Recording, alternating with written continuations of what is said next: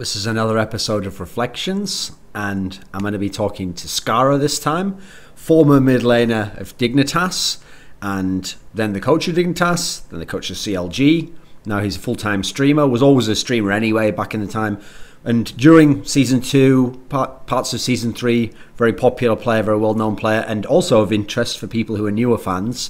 Someone I actually did an interview with in my Grilled series, which was like the precursor to this interview series. And so I actually think I did two with you back then. So I'd be interested to kind of get an update on some of your thoughts, because that was quite a long time ago. It was in like 2013, so things have changed a little bit since then. The world has come forward since then, right, Scarra? Oh, yeah, definitely. And yeah, we did do 2 interviews. I think you're the only interview I've ever done more than 1 with, or more than 2 with, I would say. Okay, nice. So I actually, like usual, I like to start in the past at some point in time, you know, like a key point, because one of the interesting things in general, and maybe you notice this in my career, that I like about the past is that unless you set up the question right, people nearly always give you kind of like a muddied view of the past. So either what they do is they just think of the past right now. Like they know now they should have done this differently, or they know now someone lost the game. And so they think of things as though like, oh, that person was always going to lose then, or, you know, like I always should have done that. But at the time, maybe that was like the best moment or the best choice, you know. So if you set it up right, I think you always get like a really interesting insight. So I've got a really weird question for you, okay? At least it'll sound really weird in the context of like someone asking this in an interview. But it's genuinely what I want to know, okay? So if someone's watching now, and let's say they're a really modern day fan, they started watching 6 months ago or a year ago, so they mainly only know you in your post-gaming career now. They know you were a coach, or maybe they've heard like, oh, he used to play mid lane for Dignitas, but you know, that was obviously like the Dignitas era where it's not like you were making LCS finals or anything. They're going to think like, oh, was he just like a bad player then? Was he just not good? Was he someone where he was just only good a million years ago? If we talk about the early days of, I mean, early Dignitas, we're talking like late 2011 where you actually won a LAN. We're talking about 2012 where you were like consistently like a top 3 team in NA. You personally, just how you think of yourself, did you at the time think you were a really good player? Did you think you were like one of the best mid laners in the world? I think maybe in Season 2, I thought that I was super good. You know, comparatively to Froggen and like the likes of Alex, Itch, and I think PK, XPK was also playing at the time. I thought that maybe I was below them a little bit in tiers, but I thought that relative, at least to the region, I always thought that I was top 3, and especially when in between the first season and the second season, I thought I was the best, or maybe the best after Reggie. You know, in NA, yeah. Yes, absolutely. Okay, so actually that's something along those lines I want to ask about then. In NA, one of the problems with NA is, unfortunately, all the people from your era didn't really endure in terms of like the best players then don't have the same recognition. So all those names you just mentioned now, I mean, some of them still play to this day, and some of them are even still top players now. So it's easy for a fan to know, well, obviously, you know, XPK, Froggen, I know these guys, I know they were really good, you know.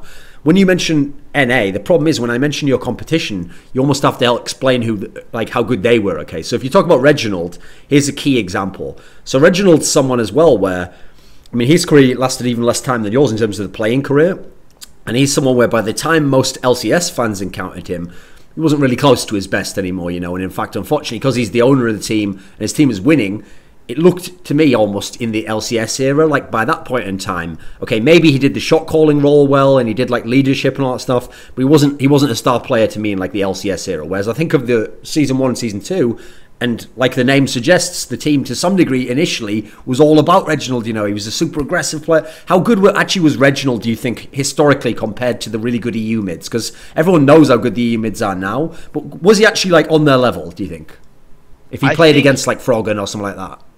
I think in terms, it depends on what era you want to talk to it about. I think that's a certain point he just didn't play the game enough.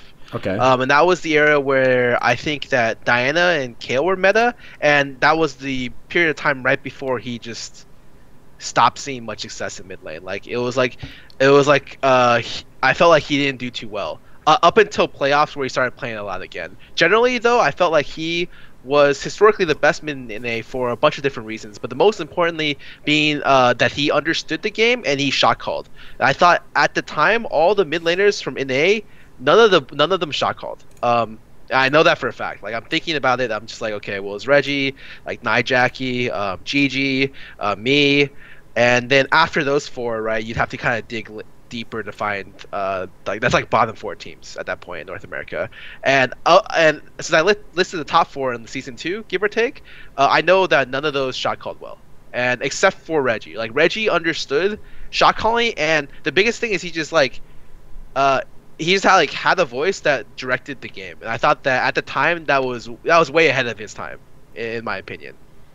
So here's one of the interesting things about him. The reason why I asked you like that is I know that you thought highly of him at the time. You thought he was a good player, but just because of my own rep, okay, if I tell people any of the criticisms of Reginald as a player, they're just going to think I'm only focusing on that. So I'm not. I want to set the context, okay, that he was a good player. And particularly, I always remember sort of just before the era where Froggen got super good, like sort of like the middle of season 2, was actually kind of like the era for someone like Reggie, because that's basically Froggen brought in that like super passive, the farming style, where in theory you didn't just try to 1v1 the other mid laner, whereas Reggie's era was like the Reggie Ocelot is like, if you had like the level 3 timing on someone, you were just going all in, completely all in, like Cassiopeia or something, you know, as well. And 100% of the time as well. Like that's definitely the case, unless a jungler came.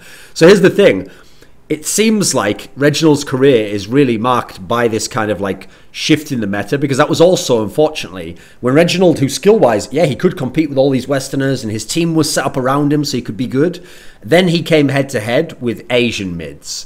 And unfortunately, these Asian mids, those tend to be the players he didn't do very well against, from what I remember. I remember you telling me, like, essentially, like, the gist of it was, those, like, top Asian mids, you know, like Ambition or Rapid Star or whoever it was, okay, they sort of just figured out, like, okay, this guy goes super balls deep, this guy's going to go super ham, and you know, his whole style is he's going to try and snowball the whole mid lane, so we're just going to kind of like exploit that, like we're just going to camp him, we're just going to fuck him up, we're going to want him to come in.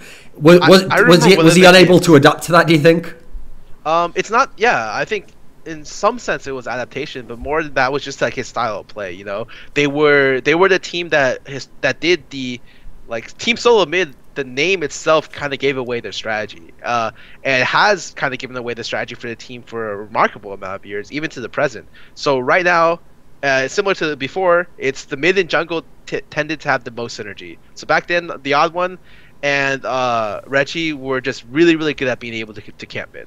And I think when they came to Asian mids, they just played they played the junglers better than Odd One, and they had a better laning on the mid laner. So like a lot of times when Reggie would lane, he would like just go in, and it would be like maybe it would be a favorable trade maybe, but a lot of times it was a bluff, because it was like, okay, well, you have to if you want to reverse pressure or return damage, you have to assume that my jungler isn't here, and a lot of times better teams are just like, just call them on the bluff, or they had their jungler there so that they could do that, and they can reverse in case it was a small skirmish. And I thought that since that was his main strength, was his laning, and then into the shot calling, like decisive shot calling initiation. As soon as like those two factors were kind of negated or evened out, it wasn't that he team fought extraordinarily well. It was mainly that like his main things were more like of the latter things that I described.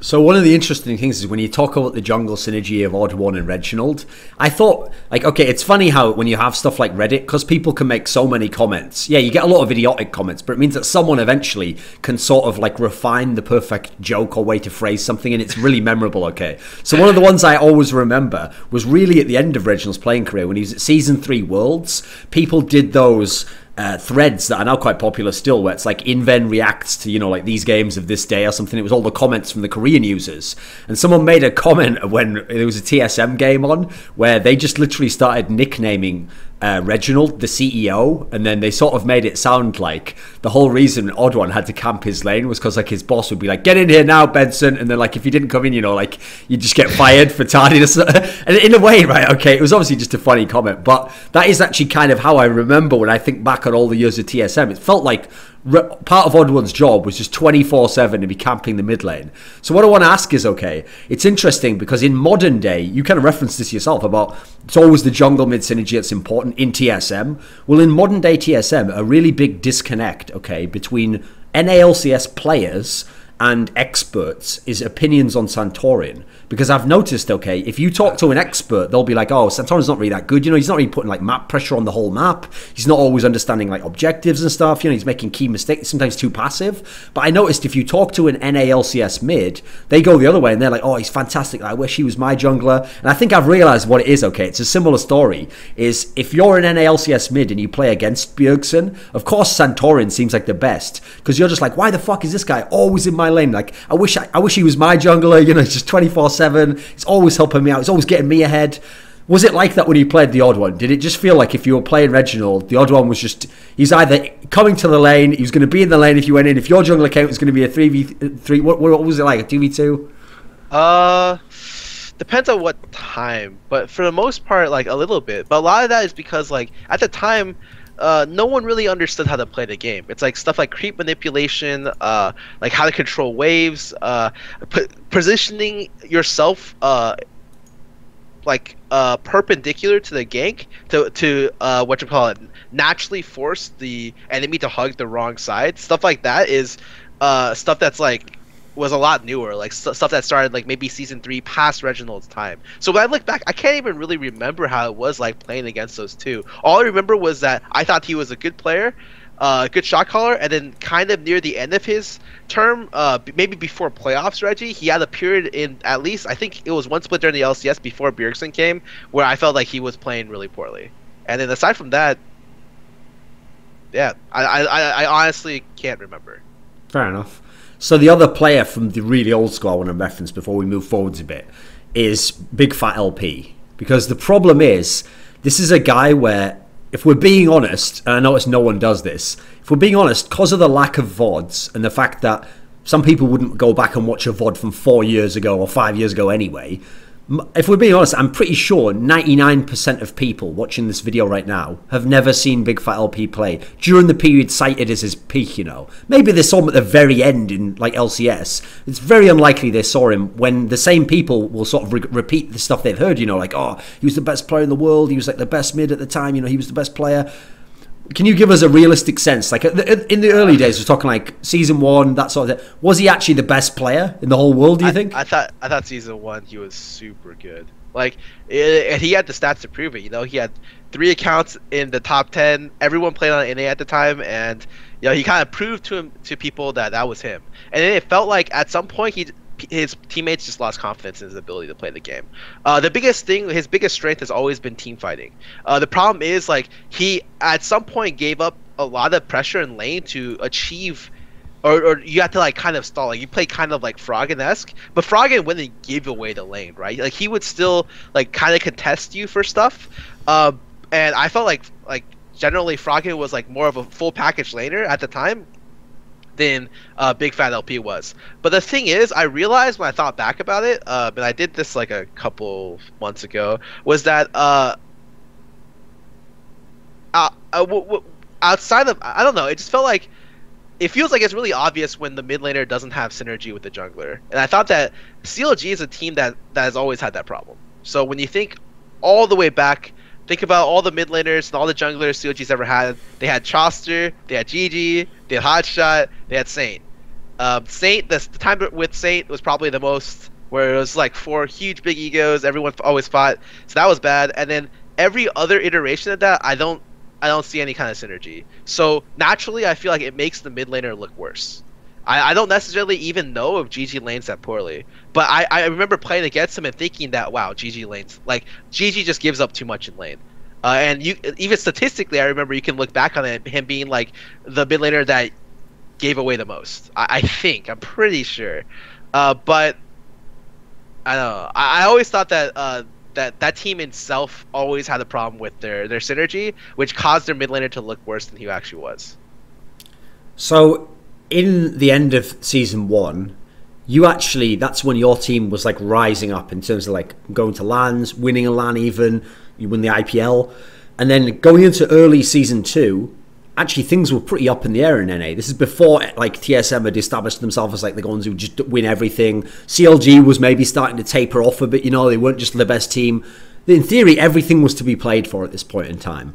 When you look back at like those sorts of lineups you had for that team, the next year, the one after that, your team was always good. Your team always competed, but you always lacked like for a little something. You were never like the best team. You never could fully knock TSM off. It was always close to CLG.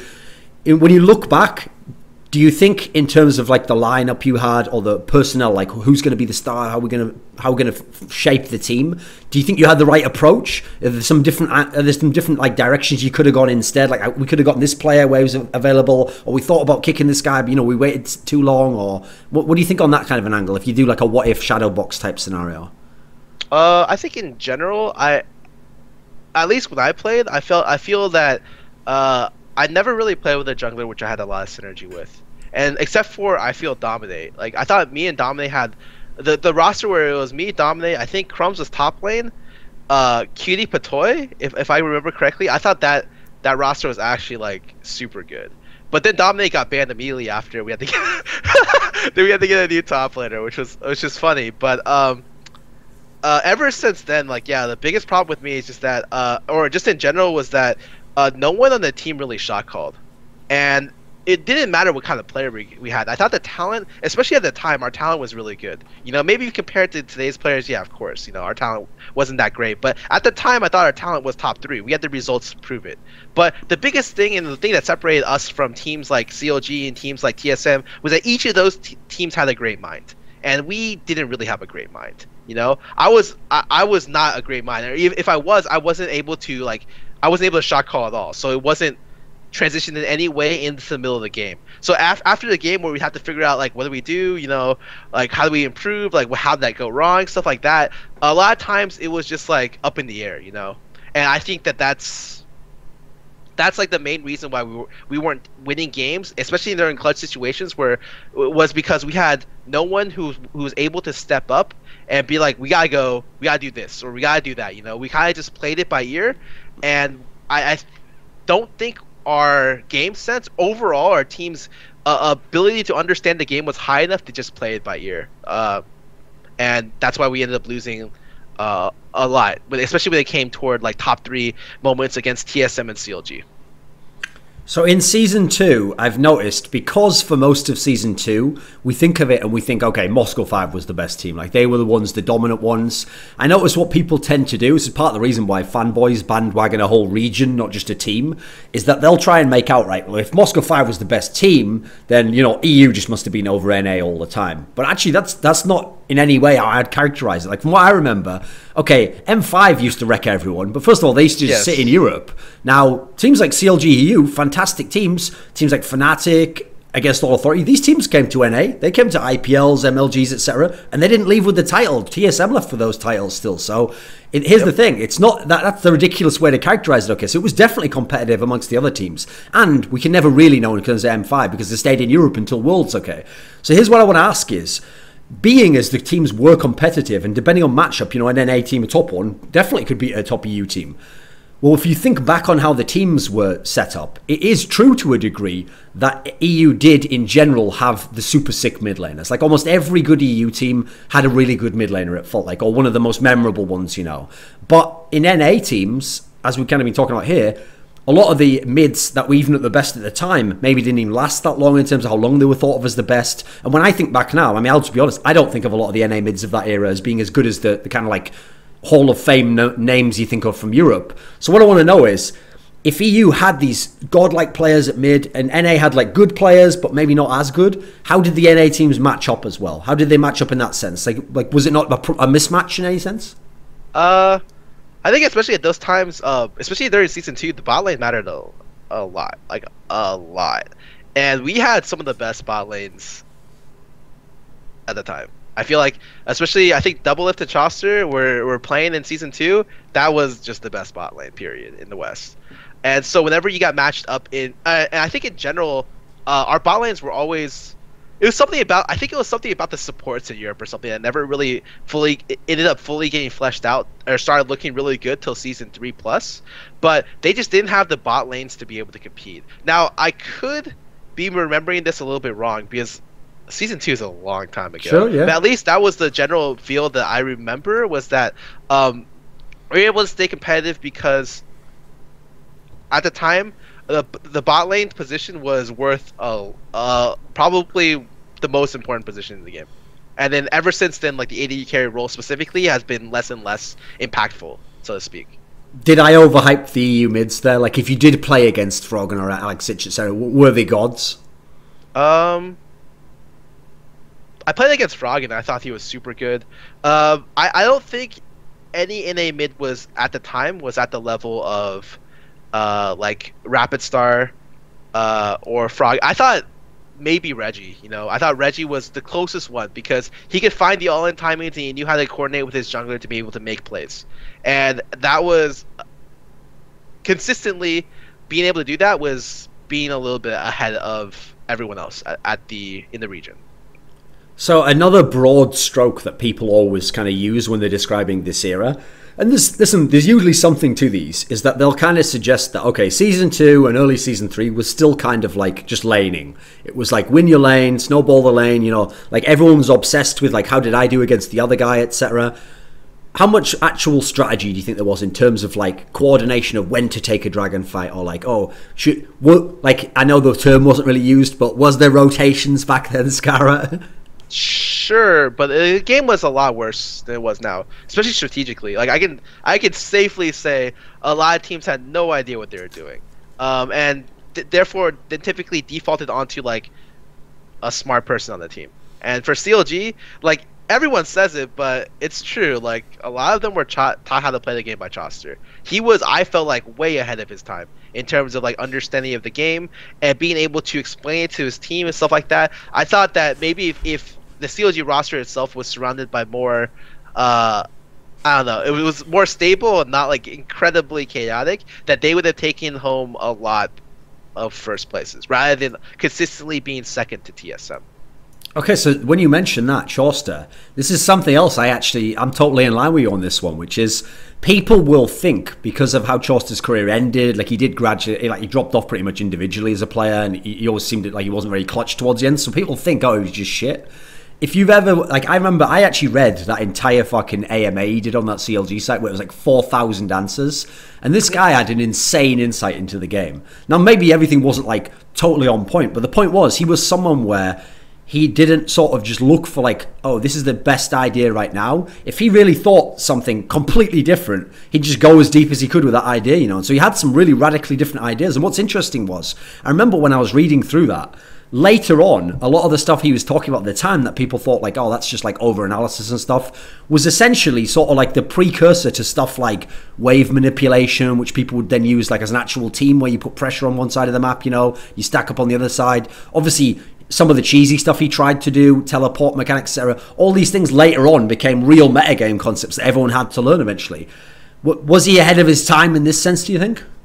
Absolutely. I think he should always be remembered as one of the greatest minds of his generation. That sounds so cheesy, but that's just the way I see it, is that he was a really smart guy. And I think it's not just enough that you're smart. It's enough that you're smart and you're able to impart knowledge. Because I think at the time, we also had someone who was like very similar in terms of brains, which was I think Kiwikid, when he was playing Season 2, Season 3, he was one of the smartest players, especially on the team. But even in the entire North America, I thought he was near the top of the category, like kind of near Chauster levels in terms of intelligence, if not the same level. But he couldn't teach because he just get too frustrated. And so a lot of times, I think that we also had someone like that, but us having to depend a lot on him was a lot harder than other teams having to depend on Chauster. Or maybe not harder, because we ended up, I think us and CLG ended up kind of bouncing back in terms of spots, where we placed in NA. So we'd get like second, third. Maybe we had more thirds than seconds compared to CLG, but it'd be around the same. Like neither of us were beating TSM, and that was the big problem. But that's why, I think that's just generally what I think about Chauster, is that he's really, really smart, and he should be remembered as someone who was that smart. And the reason why he fell off is just because he stopped playing the game. He literally just started playing Street Fighter all day, and he just stopped playing, and so his mechanics felt like nothing. And he even told me that, so that's just how I see it. So, okay, you've got to expand on this more for me, Scarra, because the problem is, as someone who knows the public persona of Cutie Pie, And I've even done an interview with him, mate, like a long reflections interview. It was so hard to get to an actual serious answer. Like, it was like he was permanently in troll mode. It's not even like he had to think up something trollish, you know? Just anything you said, he would it's like he would take even a good point and just turn it into some troll shit, you know? And so you never quite knew, like, is this guy fucking with me? Does he really think that? And I could never tell, here's the thing, I could never tell if he was like a really funny guy, but who was an idiot, or whether he was like smart but like fucking with me all the time. It's like, because it kept like bouncing between the two, you know. It's like, is he this good an actor that he's kind of like making me think he's a total idiot? So if he was a really smart guy, just give me like a kind of a rough example. Like, what kind of things would he come up with? How would he explain it? Because it sounds like when you watch him stream, he doesn't even sound serious even when he plays. Okay, I'll use this as an example. So let's say replay analysis didn't really happen until season 3. Okay. So LCS comes along during season 3. People get houses together. Replay analysis happens. I remember a lot of situations in replay analysis where we're going over. A lot of us turned toward Cutie to help us figure out what went wrong. Like, oh, how do we fix this? How do we do this? And a lot of times Cutie would step up and be like, this is how it should have done. You guys are idiots. This is how it should. You guys are idiots. You guys are idiots. This is how it should. I can't believe you guys are this retarded. This is how it should have happened. Like, stuff like that. You know, and he'd always preface it with that, and then he'd continue on where he'd be like, okay, during this dive, you just hug this wall, flash the wall after this. It's really, really straightforward. Just do this. Or like, when we're diving, okay, when we're tanking, you should be tanking first. Then we go in like this, yada, stuff like that. In terms of like, and I don't know if he was that good on rotations. I think maybe rotational play wasn't like his forte. But in terms of being able to look at the situation, immediately process the situation, and be able to tell you if you could win a fight, if you could lose a fight, if they could take a fight, stuff like that. He was the guy for that. Because if you know anything about how what happened in early seasons, everyone would just get picked randomly, especially. And so Cutie Pie just got this insane game sense to where he would immediately know if they could win like a 2v5, because he'd be like, okay, their cooldowns are down, we can take this, and you just trusted him with the call, because he's right with his calls 95% of the time, for the most part. It's just that I thought he didn't like to teach people, or he couldn't teach people. Just the way that just his personality type is not the type of person to be like, to sit you down and be like, okay, man, it's okay, you just do this. And like, he would just get super frustrated, you know, like, because if he played, he wanted everyone to play like super well. Like, he had really, really high expectations of people, and being constantly let down is like kind of a problem for him. So when you referenced earlier that like you thought of the best team that you had as the one where you had Patoy support and you had Crumbs top, because just before Dominate got banned, I agree. I think that era was definitely the best one. Like, I thought when you had Patoy in the team early on, especially, it was awesome. Like, early LCS, obviously that's when you were doing really well, and then that when you made second at the regionals the year before. The problem is when you describe it like this, I've set it up perfectly here. So you're describing how smart Cutie Pie is, how if you listen to him in game, you know, he'll make the right calls and stuff. But the problem is, this bot lane from the outside, Patoy Cutie Pie, was really good. It was doing so well in NA, but then I've done interviews with both members, and and it just completely unravels when you talk to them. Like Cutie Pie basically told me, like, yeah, I just never talked to him ever. Like, you know, I came in the server one day and they were like, this is your new support, and I was like, okay, whatever, and I just never spoke to him. And Patoy made it sound like he felt like he never fit in the team, you know, like he said like he never fully felt like a proper member, or maybe like people kind of held him a little bit at a distance because he wasn't like an original member or something. Can you kind of give us an insight here? Because how could it be so good from the outside? How could it look like the best lineup and yet literally the bot lane isn't even talking, you know? Oh, yeah. So at the time, it's more like they were good, but everyone else is also really bad. And I hate to use that saying, but that's just kind of how I thought it was. And I know this because they would not talk. Like, okay, this is how an all-in would. This is what you would hear during the all-in. All right, that's what you would hear. Nothing, straight up nothing. And they'd win the all-in like 80-90% of the time. They just wouldn't communicate at all. And I would even like I would tell them, because that's super pissed off. I was like, dude, you guys have to talk more. And they're like, there's nothing to talk about. I'm like, no, I'm sure there is. Like, I'm positive there is. Like, when I'm communicating with the jungler, I'm like, okay, you know, I'm low on mana. This guy's low on mana. You know, I'm pressuring this. Yeah. I never hear any of that from bot lane. And they're like, no, there's really nothing else to talk about in this matchup. You just don't say anything. It's as soon as you get the all in, all right, there it is. And I'm just waiting for it. I just thought that Oh, and they hated each other for the most part. Like Okay. they never really got along, and even though I say that roster was really, really good, there's no way that roster would have existed together, I think, because, or at least maybe the distinguishing thing was just that we couldn't have Patoy have her girlfriend live at the house. I thought that was like a huge problem. Okay. But for the most part, they never really got along. Like their personalities were completely different, and they just didn't want to get along. And eventually, it became such a big problem where he was actually just completely ignored the rest of the team that's just why we had to remove Patoy. And we thought that Kiwikid was the person that could train another support to be good. Because in my opinion, or how I saw it originally, was that Kiwikid did a lot of the work to be able to make a good support. But I don't think he got any credit for that. I don't think, especially Patoy, remembered any of that. He was just really, really, at some point, Patoy was good, and he knew he was good. So he had like a really, I don't want to say arrogant, but he had like an air of confidence around him, which was just like, I think at some point, they should be talking more, because like he helped him up to be a competitive support, and then that just never happened. I don't know what could have changed, but all I know is that those are two people I could not see working together well on the team. So in the early days of Dignitas, you were the best player. You were like the focal point. Obviously, you were the biggest personality in the team. And people always thought, okay, Dignitas, that's Scarra's team.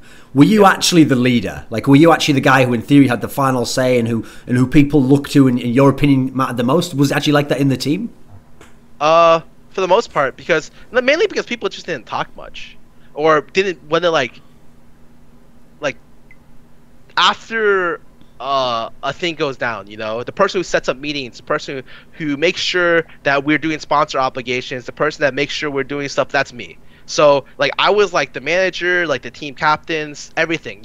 I did everything except for the stuff in the game that I should have done. Like I felt like I should have been a shot caller, but I wasn't sure how to do it. I had no idea. I couldn't be an effective shot caller, but for the most part, I felt like I was a team captain because no one really shot called on our team. I say Kiwikid has this gigantic brain, but in the middle of the game, he wasn't a shot caller either. He just kind of controlled his lane. Like, he never looked past his lane because for him, and I quote, it was just like he had to spend a lot of time like just like looking at his lane and CSing and stuff like that. So I felt like I was the team captain, and I felt like I carried most, like the way that our games worked, I thought was like this. In season 2, I carried almost every game. It was me. I carried into like someone else carrying. It was me carrying into bot lane or me carrying into top lane. Typically me carrying into bot lane. And then season 3 comes along where I start playing worse, and then it was bot lane carries into mid and bot lane carries into top. And usually our top is like not a factor because we had to replace the top every split. Something like that. But for the most part, it was I changed from being a more active role to a more supportive type of role through the mid lane, mainly because I didn't have much synergy with the jungler. Fair enough. Yeah. Okay. No. There's nothing else to say on that train of thought. So I don't want this to sound like a softball question, okay? Okay. But obviously it was bad for Dignitas that like LCS is starting, guys. Good news. Oh, cool. Okay. Yeah, that jungler who you have, yeah, he can't play. Like, oh, okay. Well, just have to get a brand new jungler and fix everything, So, Jesus. So is it too much of a softball to ask you like, would things have been different if you'd had I Will Dominate? Like, did you actually? Can you understand why he was banned? Like, was there a reasonable basis behind him being some super toxic guy, etc.? What do you think on this topic? I think that he got banned for situations that weren't directly related to him being toxic. I think he was made an example for before everyone else, and he was given a harsh treatment because of it. But so he was to scare off the later guys who exactly, like he was used as the example, and the original investigation was based on something that was not related to him being toxic. It was just yeah, that was my understanding of it, and I know that I know that's true, but it just sucked because I don't even want to try to predict what would happen with the team. I thought Crumbs was a good player. Yeah. The problem is, it's just like it just would have been better with Crumbs as a top and Dominate. I think no, because the biggest thing was Dominate was like a voice. Like he was also like kind of the leader-ish. He was able to. we just needed someone to tell us what to do or like where to go, and then we could kind of figure out the stuff on the way.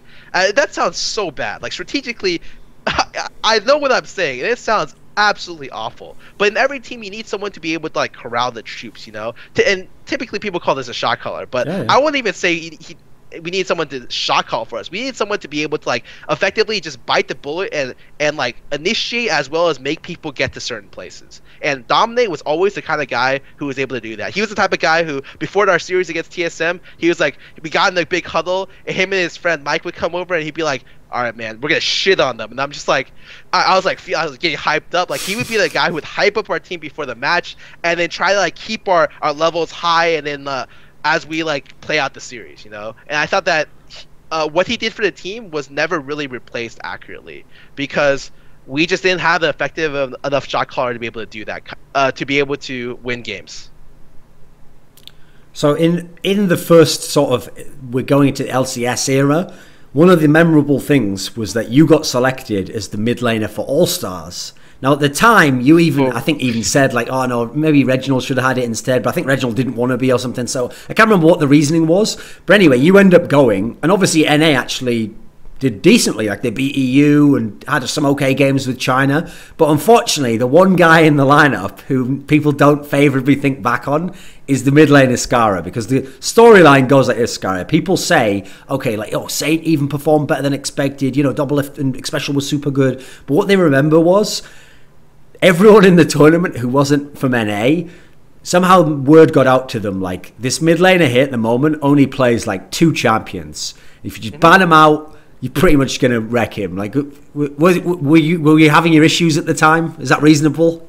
I think at the time, yeah, because the meta was essentially you had to play Jace, and I didn't play Jace, and that was a big problem. The other problem, I think there were 3 problems. One of the problems was I didn't play 2 of the meta mid laners, which was really bad.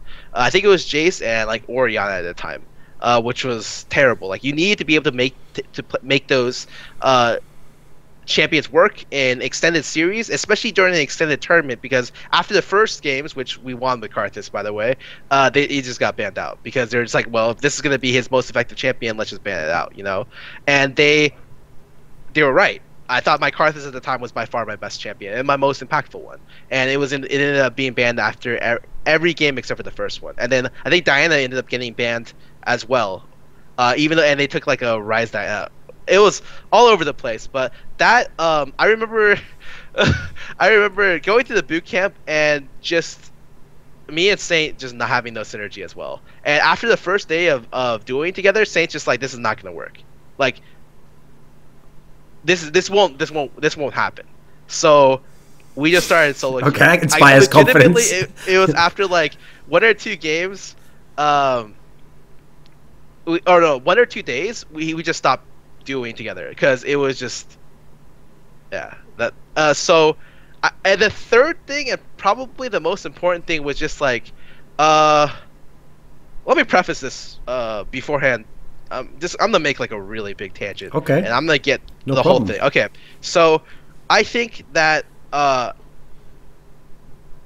every single player needs some kind of support structure. And for the most part, every person should have 1 to 3 people outside of esports or their teammates to be able to talk to be able to, you know, build back confidence and be not like a complete like wreck in terms of like what am I trying to say? This is gonna sound really weird, really weird. Okay, I'm just gonna say each player needs their support structure to be able to stabilize them in big losses. You know, when you lose confidence after big games, you need someone being like, no, you're a good player, man, this is what you have to do next time. You know, someone to bring them up when they fall down, kind of stuff. I never had anyone outside the team. So for me, the people I depended upon when everyone else out there was shit talking me, you know, the like general forums or all those people, I didn't really care about those people. For me, the biggest people for me were my teammates and like pro players, like my peers. And outside of that, I didn't really have any close friends to really talk to about anything, to be honest. And so what ended up happening, and what's happened throughout my entire professional career, is that for the most part, when I go to a international event, I get shit talked by my peers. And a good example is Season 2 Worlds. So Season 2 Worlds happens, and we lose. Right? We don't make it through group stage. Dyrus leaks our strategy. Shit happens.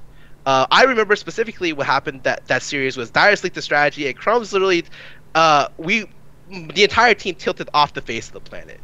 And Crumbs even told me after, he was like, "I'm sorry, I apologize for what's happening today, but I can't think of anything other than strangling Dyrus right now." And I was just like, all right, so we're probably not going to win any games.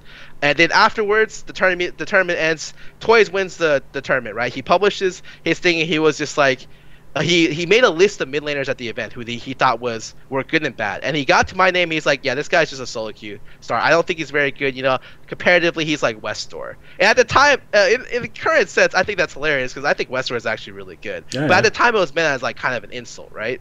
Yeah, I think he was a brand new player at the time, yeah. Yeah. So he was just like a solo queue star who only played Mordekaiser in TF. So fast forward, we go to All-Stars. And at All-Stars, the day before we ended up playing the event, I'm eating with Special late at night. And Chaos, for some reason, is at the event because he's been doing his grand journey to understand Asian Chinese. Yeah, I remember. It's kind of deal. It was like a whatever long month journey to the east, and he was there and he was eating with us, and all of a sudden he was just like, "Yo, Scar, you know, I've talked to a lot of mid laners about you," and I was like, oh, "Okay." He's like, "Yeah, your name gets brought up a lot," and I'm like, "Well, what did they say?" He's like, "Yeah, they think you're all garbage, or they think you're garbage." And I'm just like, okay. Okay. Like, and this was like the day before the event, and Did that get to you a little bit? Yeah, it did, and it was like I don't want to use that as an excuse because I felt like I didn't play that well at the event because I don't want to use any excuse. I don't think I played that well at the event, but it's like I felt like that was just like so bad. That was like terrible actually. So the two international events I talked to, you know, that happens, and then the next international event was Season 3 in Worlds at NA Finals, and then what ends up happening is we're not participating in the event, so it's just but we were able to go because Riot let all the teams go, and Crumbs is there. We were looking for a new top laner, so Crumbs starts asking all the European teams and the European guys there, and he was like, so hypothetically speaking, like, would you consider playing for us? And a lot of the European players came back to him and told him, no, we would never consider playing with you because we think Scar is a terrible player.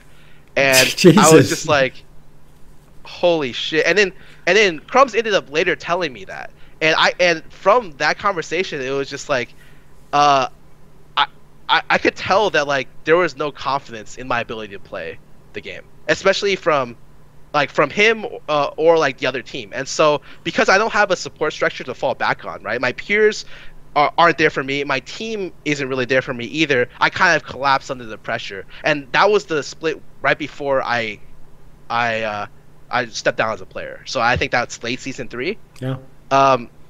And that was the split. I also did the statistically the worst of all of the seasons of my career, and it was just like it was at the time because I didn't have any kind of person to fall back on, because as soon as your teammates lose confidence in you, you don't have a support staff to help you back from that.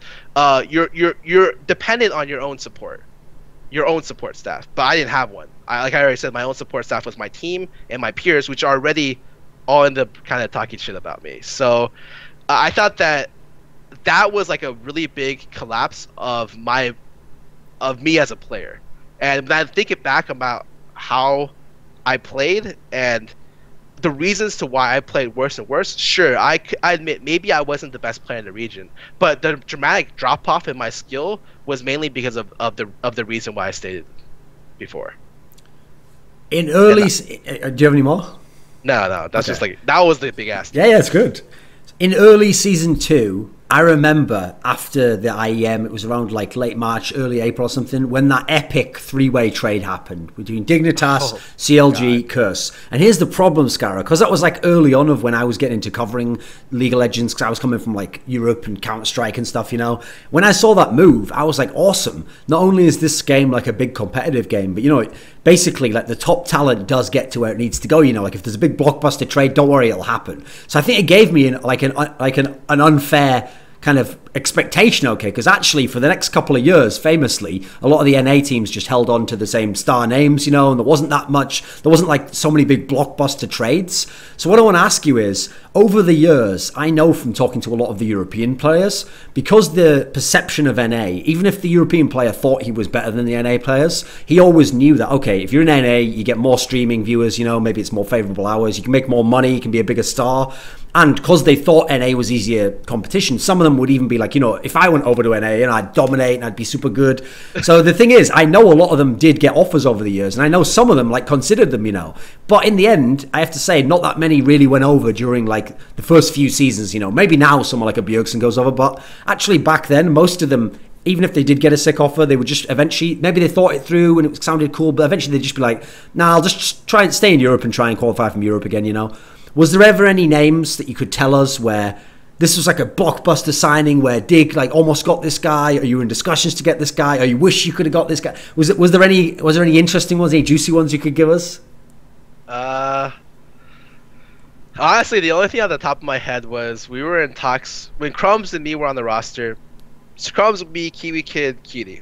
That was the roster, season 3. We were looking for a top laner, and we eventually chose Cruiser the Bruiser. Now, looking back, I thought he was probably one of the most improved players of the split, but still maybe not at like that high of a skill level. Yeah. You know, I think that he was. I thought that he was about like 4th place in top lane, and I thought that was maybe unreasonable for if you wanted to push up higher in the standings, right? Sure. But before him, we were talking to Quas. And he was with, I think, Bishu's team at the time in the Challenger scene.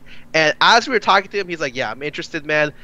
Liquid buys out his contract instantly. And he just leaves his amateur gaming house like the next day. He's just like, Liquid bought me out, and he's just out the front door. And they're just like, what do we do? I remember that specifically because I was like, oh, okay, I guess we can't get him. So of all the blockbuster signings, I think that was the only one that people can look back and be like, wow, you know, they almost had a chance to get him. But in terms of other stuff, I don't really think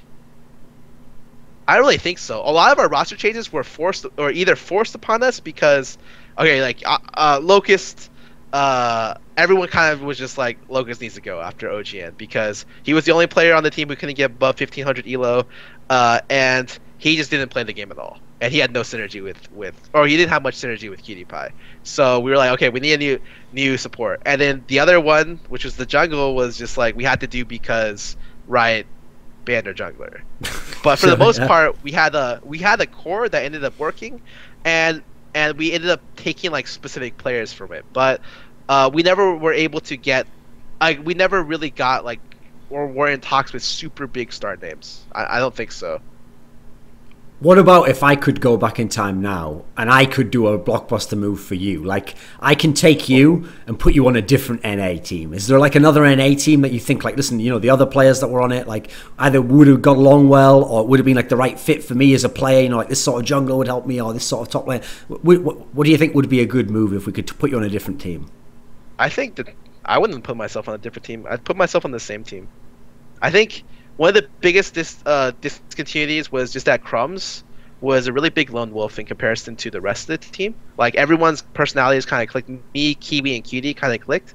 But maybe if we had a different jungler at the time, I thought that was a different jungler and a different top laner, there was a chance for that roster to go far. But that's like taking a lot away from Crumbs. You know, I think Crumbs is a great player, but just that I don't think it was a good fit for the team. You know, I think that we were just too like jokish, too loud and like obnoxious all the time. And he was the kind of person who just was like really, really chill. You know, he's known for being really laid back kind of type of guy, and we weren't really able to bridge that lone wolf kind of personality at all while he was on the team. And I think that especially now, I just think that as if you can get a team to be as a team, that's like you're already 50% of the way onto winning your region, or 50% of your way onto being a top team. And after looking at CLG win the playoffs, nothing that changes in my mind for me. I guess it doesn't matter so much about the player personalities, but just being able to play together as a team is the biggest concern. And I thought that wasn't possible with the rosters that we had. Whenever I saw during the Kiwikid era, like interviews or when you guys streamed, because obviously famously I'm a Imaqtpie duo queue with him a lot.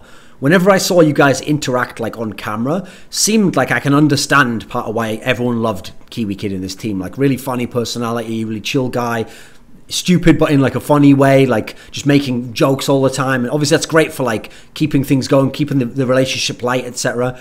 But I've got to ask you about him as a player, okay? Because first of all, I remember when he was a top laner, and I remember him getting like some record for like the most deaths, and it wasn't very good, right? And then I saw, okay, well, Patoy's out, and I used to think Patoy was a good player. Okay, they're going to try this Kiwikid guy at support. And I'll be honest with you, I've never been a fan. In fact, I've always been quite a big critic of him as a support. I've always thought he was a bit crap. Like, maybe every now and then he'd have a game that was good, but the problem is, when I think of supports, like one quality I really want in my support is like be really consistent, like really like good, like don't make a lot of mistakes. And it felt like even if he had good games, he was like a throw monster from support.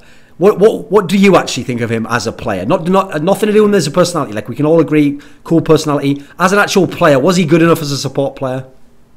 No. And the reason why, in my opinion, is because Kitty and him never really tried to get along. The way I see it is that okay, so we get a new player, Kiwikid, right? Kiwikid is supposed to help him get better at the lane, but they very, very rarely. I felt like at some point Kiwikid kind of gave up on the team, because there was a lot of pressure for him to become. He was like the person who was telling us like how to improve our game after every scrim, right? And then with me directing the replays, I'd be like, we should have done this, we should have done this. Kitty, what do you think about this? What do you guys think about this? You know, and then everyone would give their opinion, and Kitty would be like, I think they should have went this way, and then people would listen because historically he's just right almost all the time. But at some point, I felt that we were asking too much from him as an individual player, and because of that, he kind of didn't do that much to help the rest of the team. Like the mentality I get from a lot of players, and I don't want to say this is ego, but the phrase I use the best, or the phrase that comes up the most, is I shouldn't have to tell you how to do your job. That line comes up consistently when I talk to people about problems with another person, or why if they're underperforming what's up. And so and I'll notice this specifically for teams that aren't teams. You know, you don't win together.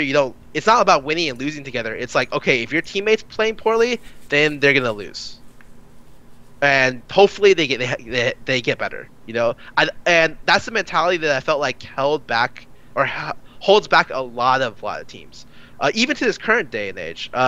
I remember watching a Gravity interview with Keen really early into the it was either this split or the split before, where people were like, oh well, I think one of your lanes is having a lot of trouble, and he's like, yes, and the interviewer then followed up the question with, and what do you think is going to happen for him to improve on it? And he's just like, I can't do anything, I'm mid lane, but I hope he gets better, stuff like that. And as soon as I hear a response like that, I'm like, this isn't a team that can win this region, or this isn't a team that will go far.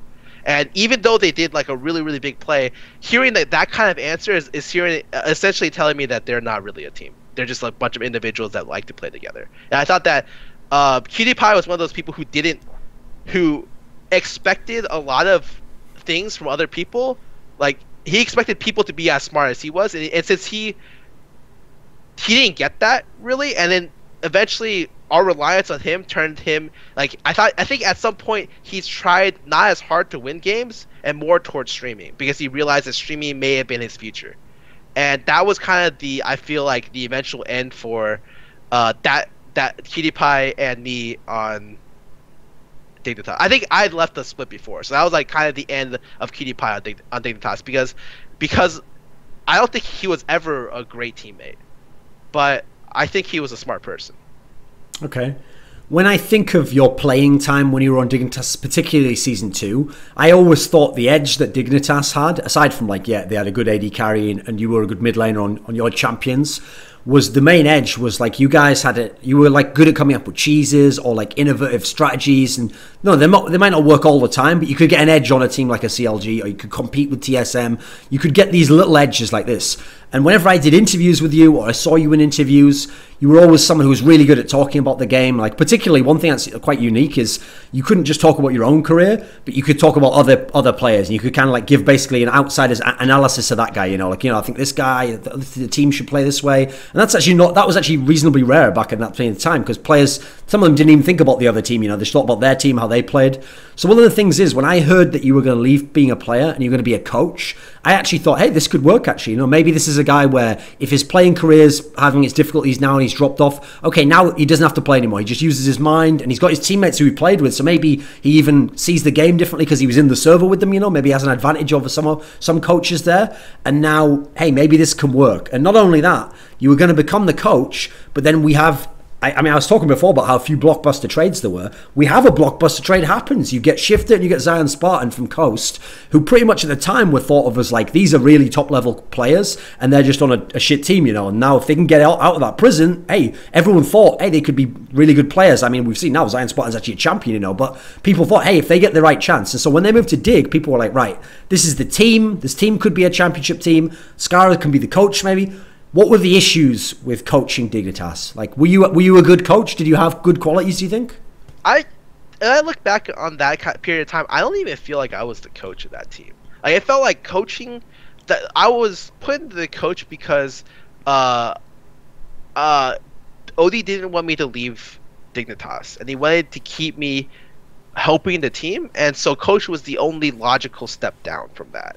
And I kind of was like the same thing, I kind of went, like, in my mind, I just want to help my team get to Worlds. Even if I'm not still on it, I still feel that type of loyalty to my team. So I stayed on to coach Dignitas, and I thought that I like thought about it, and I thought that, maybe I could do it. But it wasn't like, I felt like I didn't really have that much power or that much say in the coaching Dignitas, and because there was a bunch of baggage on the team, like, it's really hard for players on the team.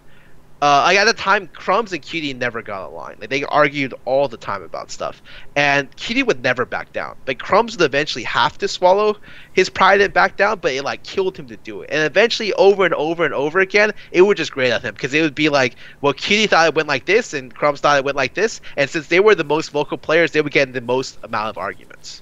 And I would like try to diffuse those, but eventually it was just like, I don't think those two players were players that could ever play on a team together for a long period of time. It's a miracle they were able to play for that long of a time in general.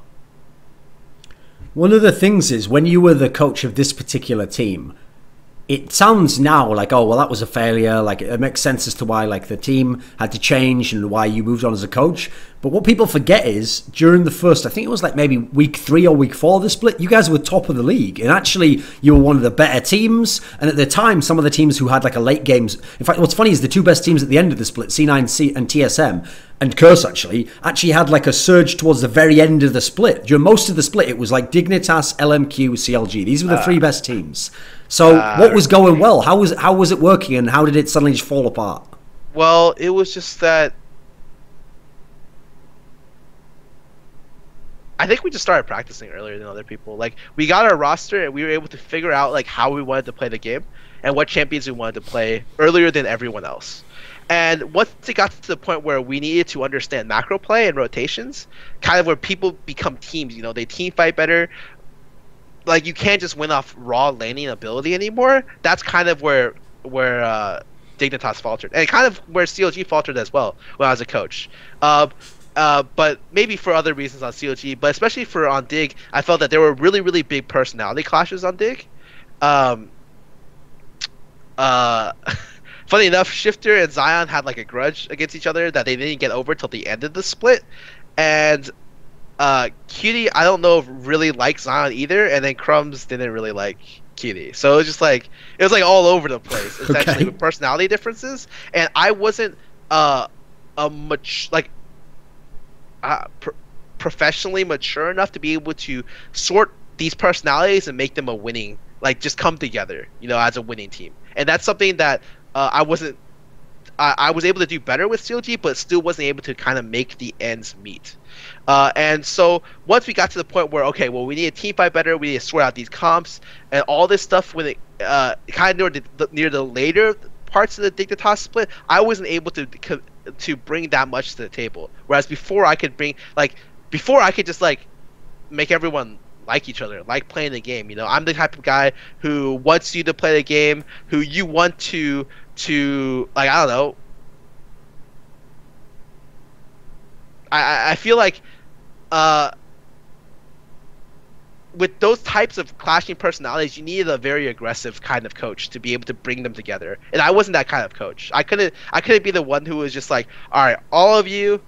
Well, like, I've done like, well, I couldn't be like, take a whip and whip all 5 of them and be like, we're gonna do this. Even if 3 of them were like, that's the wrong idea, you know, I would always be the more democratic approach. Be like, what do you consider about this? What about this? Does this sound good? And try to meet in the middle. But sometimes the best way to learn is if you just go down one route, and if it fails, whatever, at least you learned. Whereas if you take the middle route, a lot of times you don't learn as much as you can going down each of the extremes. And I think that's kind of the reason why it wasn't that effective. But I still consider that period where I coached Dignitas not really coaching. Like, I feel like my first coaching experience was actually on CLG. Okay. So let me tell you a story about Shiphtur. And this is going to be Shiphtur through Thorin's eyes, okay? Because I actually feel like he's one of my players in history where I think my initial impression of him was off enough that I actually characterized him wrong in the way I early on talked about him. Because the reason I thought when he was in Coast, like, I actually really thought this guy's going to be the best NA mid one day. You know, like, if he's on the right team, he'll be like a superstar and he could be like a carry player, you know. And part of the reason I thought that was when I saw him playing on Coast, like, his team was pretty bad. Like, they weren't a good team. You know, they'd barely even gotten into LCS, I remember. I think they like narrowly got in through relegations.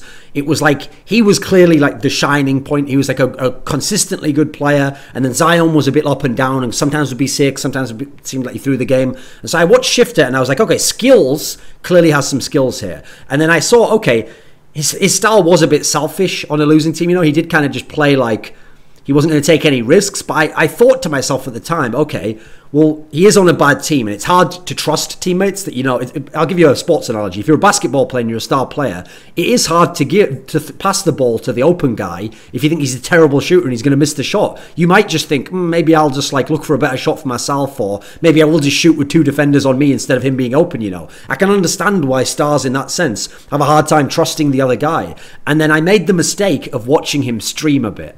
And when he streamed, it was nothing like this. He was aggressive, he would make outplays, he would pick a champion, and if he had an edge, he would dumpster the other guy in the mid lane. And I was like, okay, I think I've got this. Okay, he is just the guy who, at the moment, he can't trust his teammates. You know, he doesn't have the right teammates. So I thought naively, just give him better teammates, give him like a better jungler or a better other players who can carry, and okay, he'll become like the streaming guy. You know, he'll become aggressive and playmaker, all the things you want from like a star carry mid laner. But then he went over to Dignitas, and now he had a bunch of players who were much better than Coast, and he had players where he was even doing well early on. And then basically he never, it seemed to me at least, never did activate like the star mode. He just kept playing this sort of kind of selfish style, very, very limited in terms of any playmaking. You know, a play almost had to entirely present itself and be like totally, it's going to work, nothing could go wrong before he'd like commit himself to it. Like, he wasn't a follow-up guy, he wasn't a guy who'd go in after the jungler, you know. So when I see then, and I go and do interviews with people, I'm asking them about this guy because it's confusing me. Like, what is it with this guy? And basically, people who were teammates of his are sort of telling me stuff like, well, I know Nintendo X said this publicly, saying stuff like, oh, you know, he's a guy where he like sometimes, I mean, Nintendo Dex literally said like, oh, we had some sort of a problem and he just never spoke to me in the last weeks of being in the team. Now I've heard other teammates say like, oh, the problem is like he has a really set way how he thinks the game has to be played this way, and you can't get through to him. You know, you have to just accept that's who he is, and you just have to hope it works out. As someone who played against him, you coached him and you coached against him, can you explain Shiphtur to me? I mean, what is it with this guy? Because it seems like he's a talented guy, but to me, it's like he's never unlocked what he could have been. I think individual-wise, he's definitely mechanically talented. I think to say that he's not, the proof is in the stats. I think consistently every season he gets 3 challenger accounts to top 10 every split. So I think mechanics are all there, or at least at the very, very least, he's good at the game. I think, if anything, that. But I think he is definitely a really hard teammate to get along with. Like, I do agree with that he has a very specific way of how he sees the game, and I feel like as soon as he loses faith or trust in you, then it's really, really hard for it to get it back. Like, you'll never get it back in an instance. And I think that that's one of the biggest problems with him, is that, like, I think he lost trust in Crumbs' ability to play the game, and he was never able to get it back. And because of that, he wasn't able to perform as well as he could have. But maybe that's just a big excuse. To be honest, it seems like he really needs someone else to be able to come in and tell him how to, or to improve him in the areas where I feel like he's lacking, which is like maybe not so much laning. I feel like his laning is pretty good, but impacting the game outside of lane, I felt like he never really has had anyone being able to be like, okay, you should do this, you should do that. And because of that, and also the fact that since he only respects players he thinks are good, it's hard to find the type of player or the type of figure to be able to instill that or coach that into him. And since he's never really found that, he's kind of had to do it by himself. And he's really good at being able to spam games. Like, that's just like what he's great at doing, I guess. But I don't think that's a good way for him to improve. And especially now, I feel like he's kind of stuck in this area where, like maybe he doesn't commit too much, maybe he doesn't win lane, and he doesn't have he has like a style of play, but it's not good. And he has to figure out a way, or he has to have someone to help him find a way to impact the game more. But finding that person to do that is probably the hardest thing for him, or accepting that person is the hardest thing for him. So I think in explaining that, you've brought up what is a great coaching topic for the West. So from knowing players behind the scenes, I know there were times when a guy might have even been a good coach, maybe he even was helping certain members of the team, but one of the biggest problems in the West I've noticed isn't like that the coach doesn't know what he's doing or doesn't have the right team. It's often that a lot of the Western star players, particularly the old school ones from Season 2 or Season 3, where they played way before there was a coach and when they really could just dominate the game individually, if they didn't think this guy was like an expert, or in a weird way, if they didn't think he was better than them at League, which obviously is going to be very unlikely with modern day coaches, they just would never go the full way with him. Like, they'd go, like when he joins, they'll go a little bit of the way if he gives them like an interesting idea, but the second there's ever like a clashing point, like he says to do this and they think the other. Like he says, oh, now we're going to play, like supportive AD carries. We're going to play Sivir and stuff like that. And they think, no, I should be playing hyper. That's like where as soon as that clash happens, the star player type guy, unfortunately, won't just be like, well, I disagree on this. Often they'll be like, right, I don't respect this person, and that's it. I'm kind of like, I'm out. I'm vetoing. Like, I'm not going to do what he says, or even if I do it, maybe I won't do it properly, and I'll kind of sabotage it. Is this an issue with coaching? I mean, you've been a coach, you've been a player. What do you think on this topic? 'Cause it feels like it's a bit prevalent in the West. I think it's a problem for both the coaches and the players. And I agree with you. A lot of the players are really stubborn, especially in esports and League in general. Like, even as a challenger player, players tend to have like really, really big egos for reasons that I kind of can understand, but also like I just think it's ridiculous sometimes. Because of that, they do want players who are as good as them or better. The biggest problem is with that kind of attitude is one, you're not going to find the coaches better than you at your respective role. Like, even for me, I'm not better than the top laner on an LCS team in their respective role. So for instance, let's just say someone comes up to me and I really, really think that one matchup goes one way. I think that the Ryze Diana matchup is 100% Ryze favored, and Ryze should win this every single time. But then and then my coach disagrees, or like a coach disagrees, and then that's it. As soon as that happens, you think you know better than he does, and you do. And so even if it's a mistake that he could have made. He just thought it was different. That's a lot of times. That's like the point where like, okay, well, you just lose faith. If that happens like one more time, then it's just done for the coach, because the player just loses all the ability to respect the coach completely. And then, yeah, that's a huge problem. Like you, as a coach, you can't coach someone who doesn't want to be coached. Alternatively, as a coach, I think you shouldn't expect respect. I think you earn respect. And a lot of times people come in with good ideas and they're just like, wow, I can't believe players don't want to do my good idea. I think it's a great idea, but they're not like they don't understand how to they just tell you it's a great idea, but they don't know how to really implement it, or don't really know how to bring it up without saying that it's better than an idea that they could think of, and that's when it gets disregarded. So I feel like, yeah, there has to be some kind of stuff in the middle, but I do agree with you that there are a large percentage of players who are just like really egotistical. But I also think at this level of play, to be a great player, that kind of ego kind of exists as a way to like buffer your confidence, if that makes sense. So another coaching aspect I want to ask about. So I talked about Shiphtur there because obviously, I mean, he's a guy who's a mystery to me in some senses, and has retained a lot of the same qualities.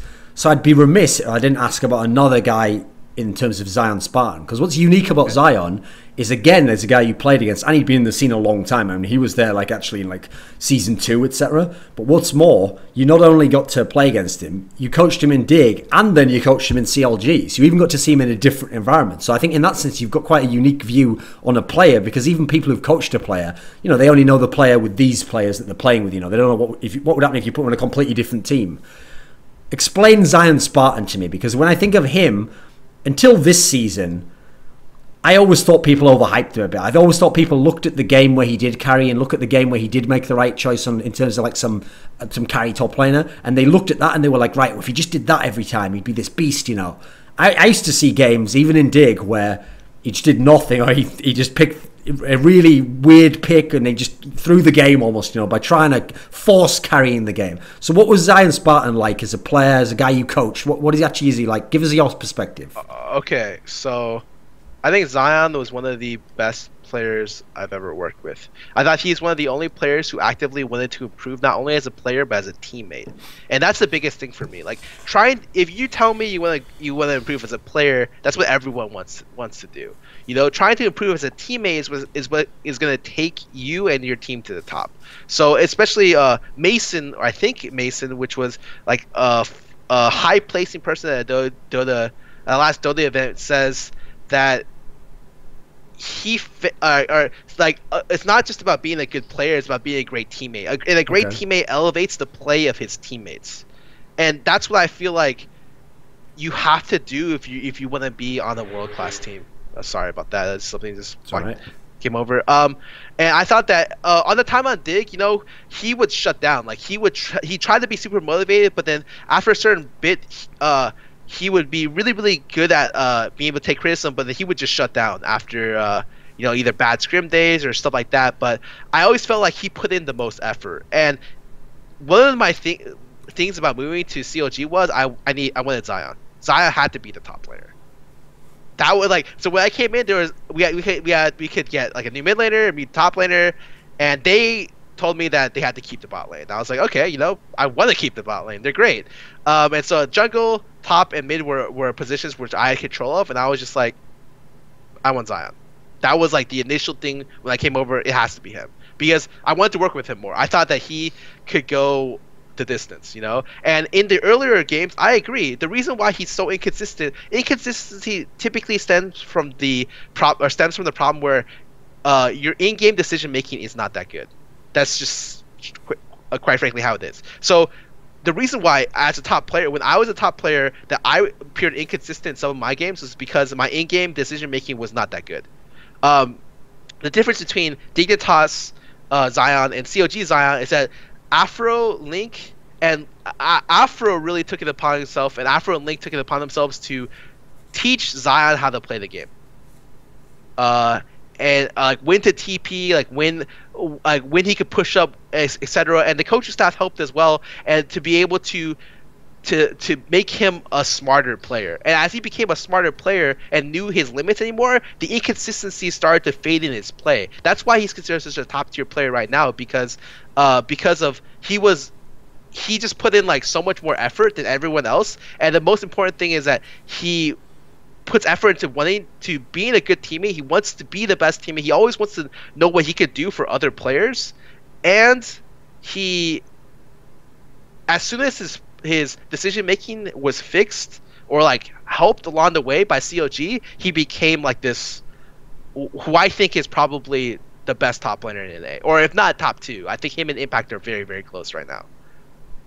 So when you took over as the coach of CLG, the timeline of when it happens means that the year before Monte had been the coach, and famously his actual stock as a coach was really low because of how CLG ended, because they'd been one of the top teams for the whole split, then they'd gone to Korea, and people obviously were hyping them off that, like, oh, if they go to Korea they're going to become super good, it's going to be at the hyperbolic time chamber. Then they come back from Korea and they're obviously way worse even than they'd been back in NALCS, and suddenly they drop off and they get crushed by Curse. They even lose the Dignitas in the decider game, and it's like, that's it, Monte's out. And the perspective from the outside was, right, I mean, it helped what Reggie said as well, was like, okay, not only does the team have issues, but, the coach was shit. Like, that guy didn't know anything he was doing. He fucked it up completely.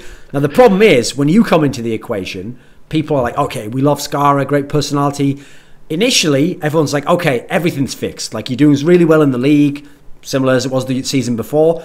And I remember I talked to some of the players behind the scenes, and they were like, listen, things are great now. I acknowledge there was problems before. We did have communication problems. We did have problems listening to the coach. There were all these problems, but it's all fixed now. I trust my teammates. In fact, one thing people might not remember is when Doublelift made a Lord bet with me that CLG was going to win that split. And I didn't make, like, usually I make the Lord bets, and I kind of, it's the whole point of it is like to test if someone really believes that. It's like, okay, well, if you really believe that, you'll bet me that they'll happen. It's the other way around. Doublelift was so confident, he privately was like, let's make a public Lord bet that we're going to win the split here. And I was like, are you out of your mind? Like, I get what? So basically all that has to happen is you just don't win LCS, you Doublelift, who's never made a final, and I win the bet, right? He was so confident, dude. He was like, listen, you don't get it. Like, everything's changed. We fixed all the problems. I trust all my teammates. Like, I love my teammates. It's working so well. We just got it all. It's going to happen for us this time. And I was like, okay, mate, listen, I've seen this story before. I think I know how this movie ends. And the movie did kind of end the same way, right? It was the same story in the playoffs, same problem, same people choking, same people having issues. What do you think of that split in CLG? What was the arc for you? Okay, well, let me preface this by saying, in Dignitas where I felt like certain players couldn't play together. Okay. So I felt like Kiwikid and Crumb should never be on the same team together. They're just players who don't work well together. And even with a stellar coach, he might be able to do it. But even with him, it would be a hell of a lot of work to be able to push that through. Okay? In CLG, it's the same way with Link and Doublelift. I think there are three people who stayed behind in the change, right? It was Link, Doublelift, and Afro. Those three have a lot of baggage together. Like, a lot. Like, even between Afro and Doublelift, there's a lot of baggage. And the biggest problem is, I think they never really came together as a team. And that's my fault, right? Because I wasn't able to create this bond where it was like, okay, if one person loses the game for them, everyone lost the game. Right? And the problems all kind of stem from when we lost the first game against TSM. And it was lost in draft. And I was there on stage. Me and Link had been doing the draft together, and Link had taken the overarching burden of making the initial draft, and I would double check the initial draft with him to make sure it was good. Of course, this is a very strange way to do it, but I felt that part of the I did say before that I thought Zion was the hardest working person on the team, correct? Yeah. I thought Link was the second hardest working, if not the most hardest working. He always thought about the other players on the team. I thought that, especially for that split, I don't care what I heard about the splits before. I thought that he was one of the most valuable players, or one of the most valuable people to have on a team, because he really, really thought about how would they would even feel when he was drafting their picks while we were scrimming. And he just didn't vocalize it, but he would tell me behind the scenes. He'd be like, "Look, I didn't want to do it this way because if I did it this way, then I noticed that Zion wasn't taking the scrim block like very well because he had been dying a lot. So rather than doing that, I want to give him the counter pick this game, and then we'll go with this, and I'll play like a stable mid so you can pressure top more, stuff like that." Like he wouldn't vocalize any of that, but that's what he would be thinking while he was doing the draft. And I was just like, I thought him doing the draft would encourage him to become a better teammate and a better player. It wasn't that I wasn't confident in my ability to do the draft, but it was that I thought that it could elevate him as a player and as a teammate. And I thought that it did, up until the TSM game. The TSM game goes along, and we're just like, okay, Bjergsen's a really, really good Zed player. He's gonna, if he picks Zed, what are we gonna do? And after we talked about it the night before, we were just like, okay, this is it. Like in scrims, we've done it like this, and we've never lost a Kennen versus Zed mid lane matchup. Kennen with Claw 5, super hard to kill with Zed, and it's super free. Once Kennen gets Zanya's, we can just team fight, and Zed can't do anything, especially because Kennen will be taking exhaust. So that was the gameplay going in, but while we were doing the comms during the middle of the game, Zion was like, we get to the last pick, we had flex pick Kennen originally, and Zion was like, I want to take Kennen into this matchup top. And Link doesn't want to be the person who says no. That was my job there, and I didn't catch on to it, and so Link was like, yeah, just pick me Ahri. And I the very first thing, like, it was like really late, because the original idea was to pick Kennen for mid lane and pick something else for top lane, but Zion thought he could smash his lane with Kennen, and Link didn't want to say no, and I didn't want to say no. And because of that, after the game, people were like, wow, you know, Link's so cocky, he took a skill matchup against the best Zed in North America, which at the time I think was very true, and probably is very close to being true. Like, his Zed is super good. Yeah, sure.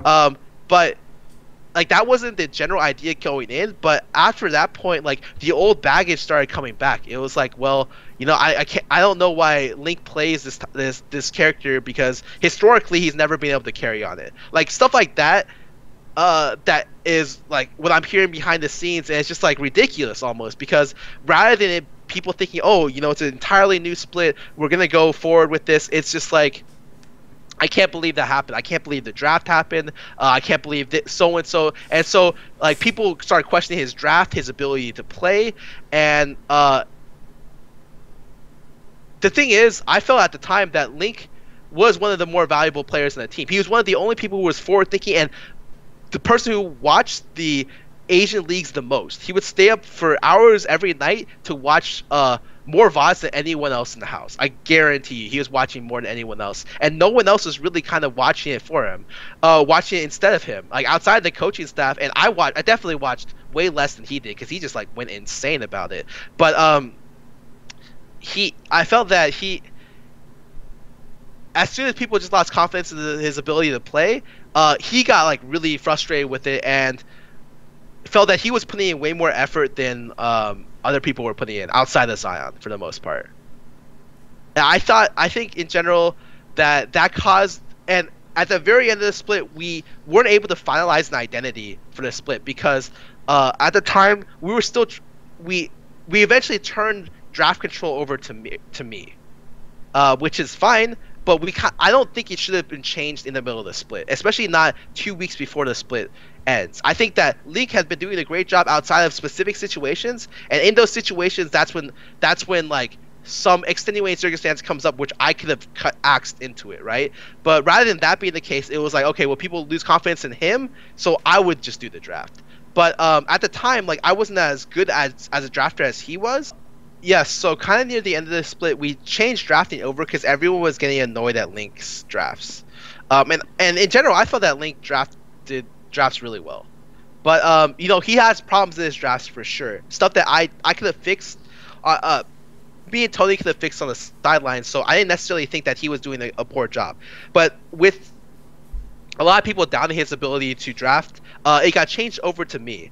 And at the time, especially when we changed over drafting, I didn't think that was the right thing to do. I thought we should do it later this, like, next split, if anything. But let's just consider that whatever. I wasn't as good as a drafter as he was, because I wasn't taking all these things into consideration, as well as the fact that I wasn't watching like as many VODs as he was at the time. And so because of that, I would always go over the draft of like every region, but I wasn't watching how the drafts played out enough for the most part, and so I wasn't able to make great drafts, especially when I first started drafting, and then going into the finals week.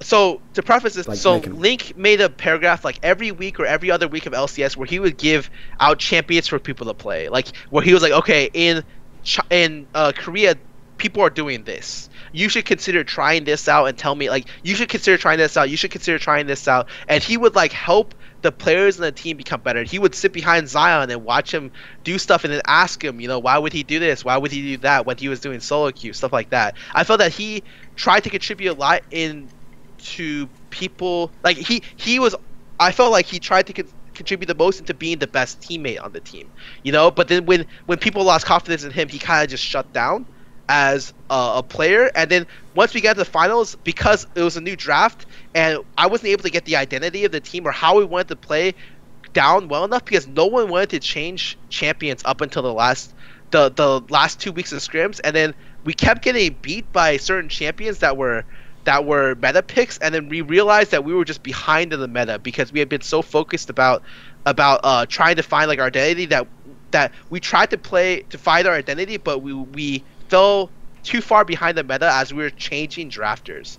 And so it was just a clusterfuck at the very end, and that was all on me. Like, I wasn't able to bring the team together at the very end to find the identity and to sort out all the problems, you know, help Link with his choking, so to speak. I don't think, by the way, I don't think that that's like a really big reason. I don't think he necessarily is a huge choker, or even if he is, there's a lot of ways that you can help a person to put himself continually into high pressure situations so that he can overcome situations like that. But we weren't able to do any of that because we were losing so many scrims trying to find out a way that we should be playing.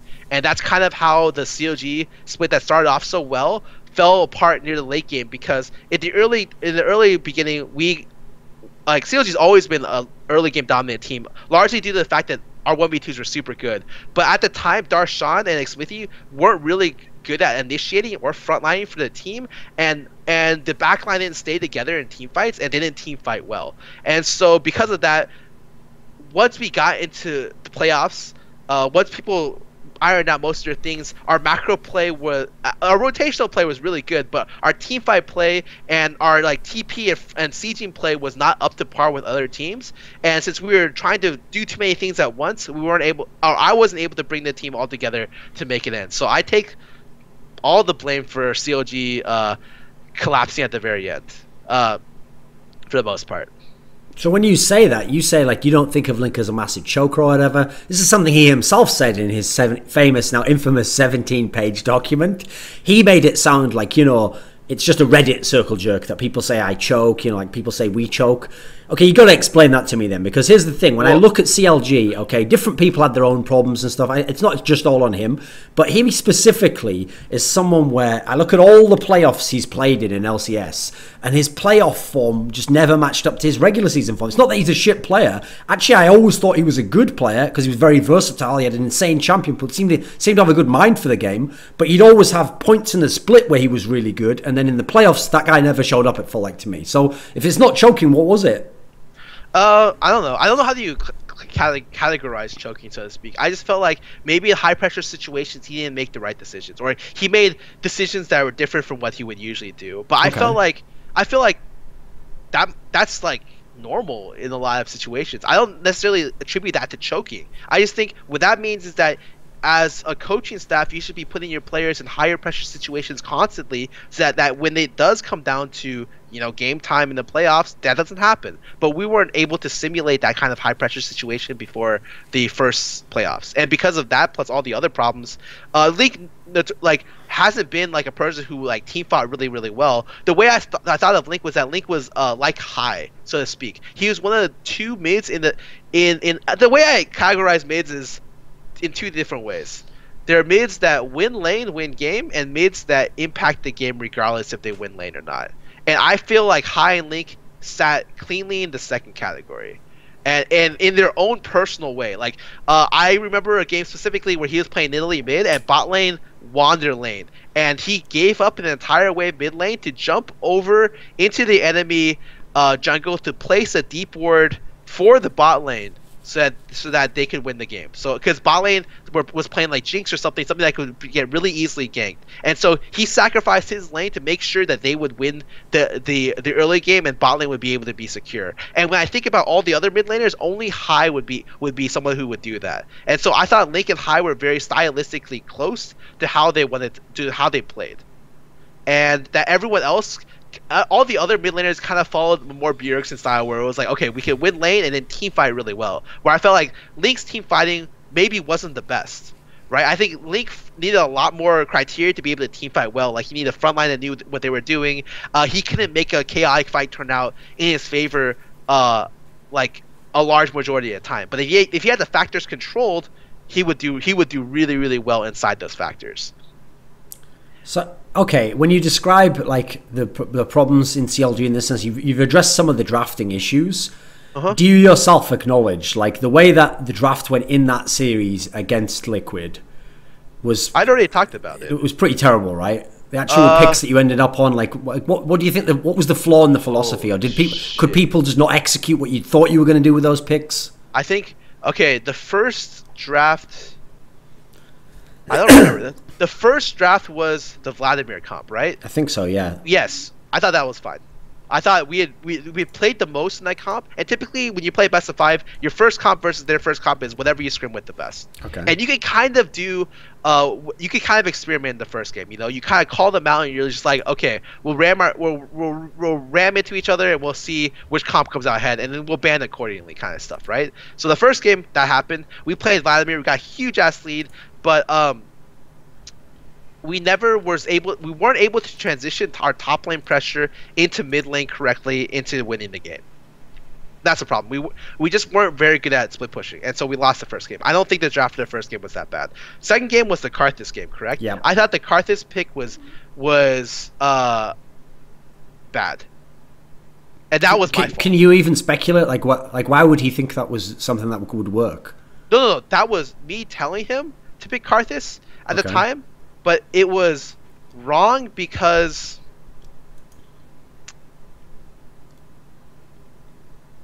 I don't remember. There was a situation. There's a reason why I wanted to pick Karthus there, but the reasoning wasn't good.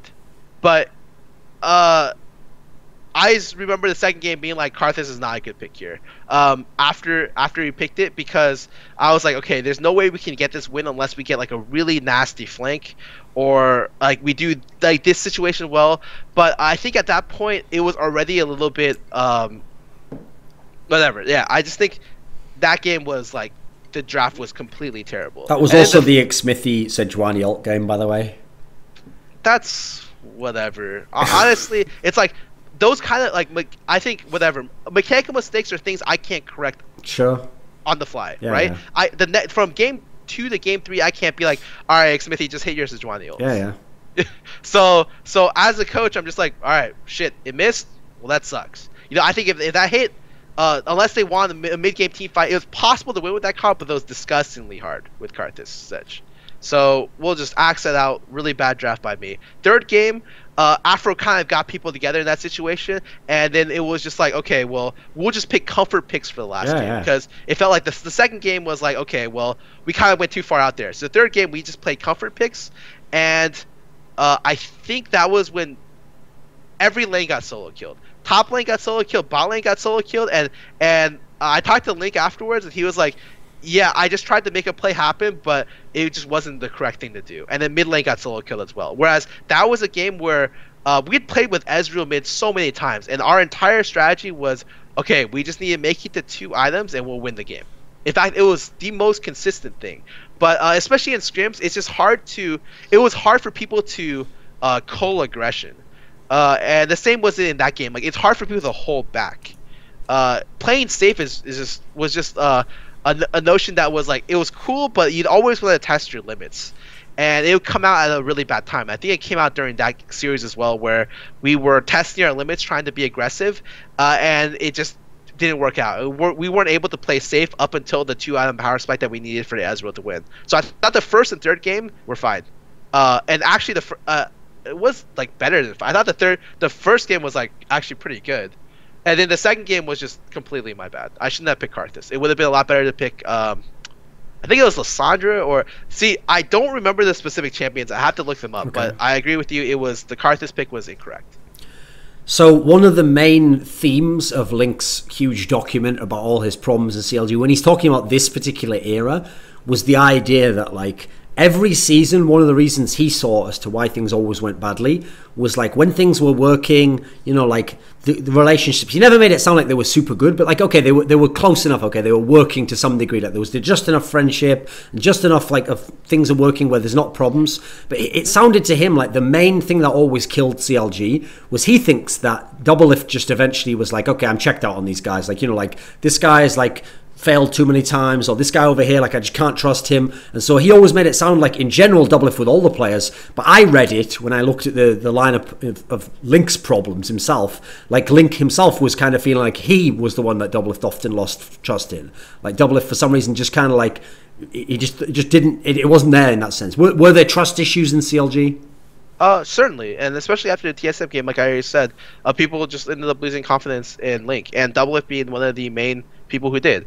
And I remember that one of the difficulties of finding a style to play was that we would play a style long enough to be able to transition the first tier turret into like a initial lead into winning, but you have to also learn how to transition like second tier turret pressure into splashing onto the rest of the game, and we didn't stick with an identity long enough to do that. And I remember specifically being in a situation where there was like at times where he didn't want to pressure top lane because it wasn't successful for like a week and a half, and he thought that it was just a waste of time.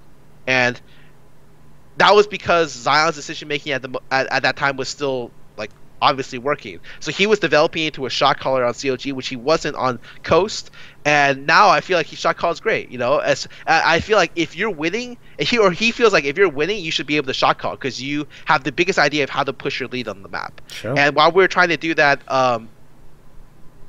yeah, it didn't work out. And I remember Doublelift being really, really frustrated at that. Is it hard to get through to him as the coach? Yeah, I think so.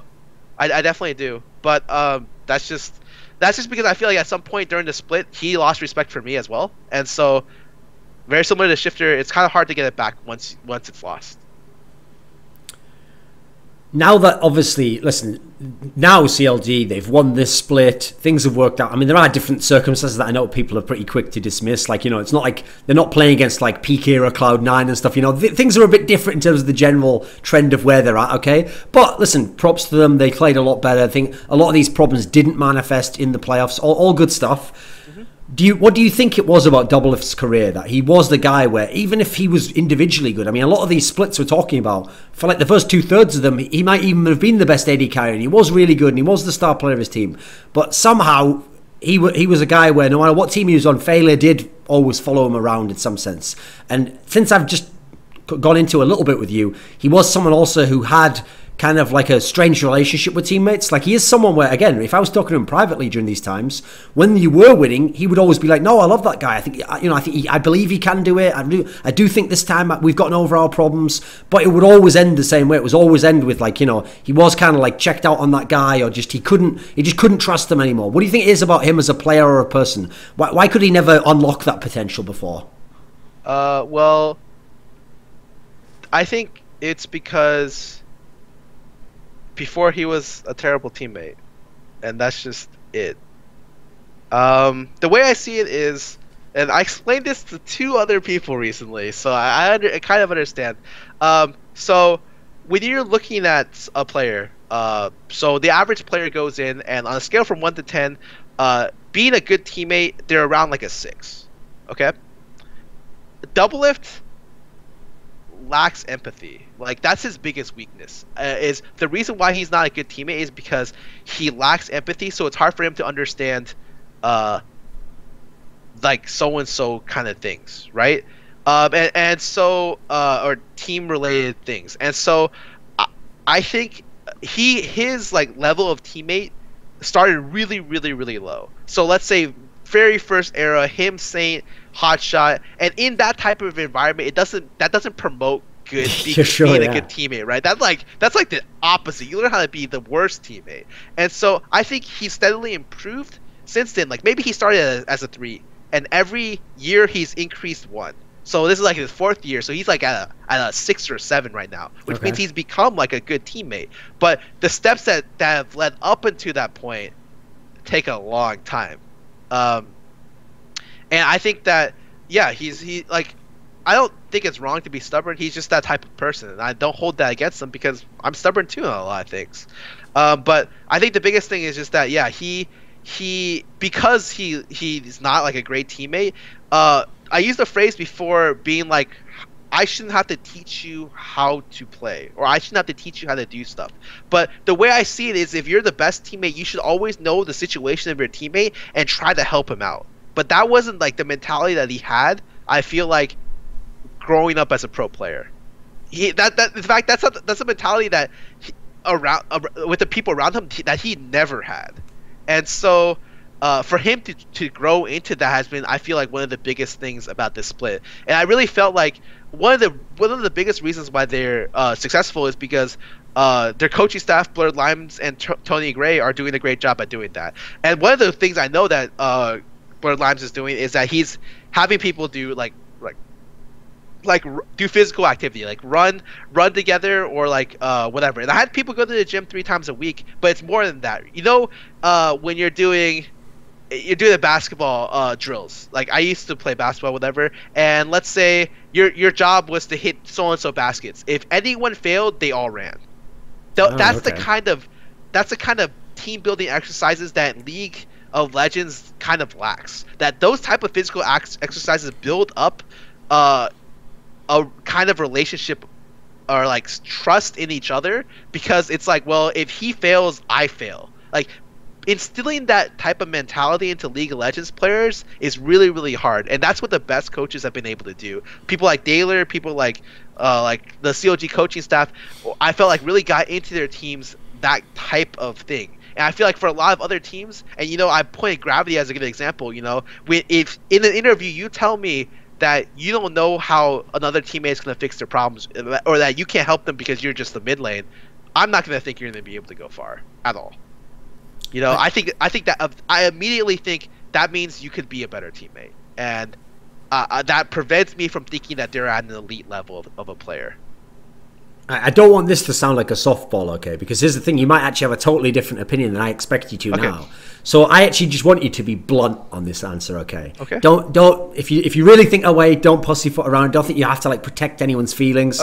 Okay. So what I'm going to ask you is, as I kind of characterize it, when I described you coming into the CLG mix, it was very much in the context of like Monte's just removed and things have gone so badly. Now people are like, right, Scarra's the guy who's going to fix it. It's going to be different with him. And one of the reasons people said it would be different is one of the things they really pinned on Monte was the idea that because he wasn't there in person, because he was doing it all over Skype and he was in Korea and they were in America, the idea was even if they acknowledged that he had like some good tactical insights or whatever, they felt like he couldn't fix the core problems because, you know, he wasn't there in the house, so he couldn't see what people, how they related. He couldn't fix some of the social aspects, which, as we've been describing in this interview, obviously were huge points within CLG itself.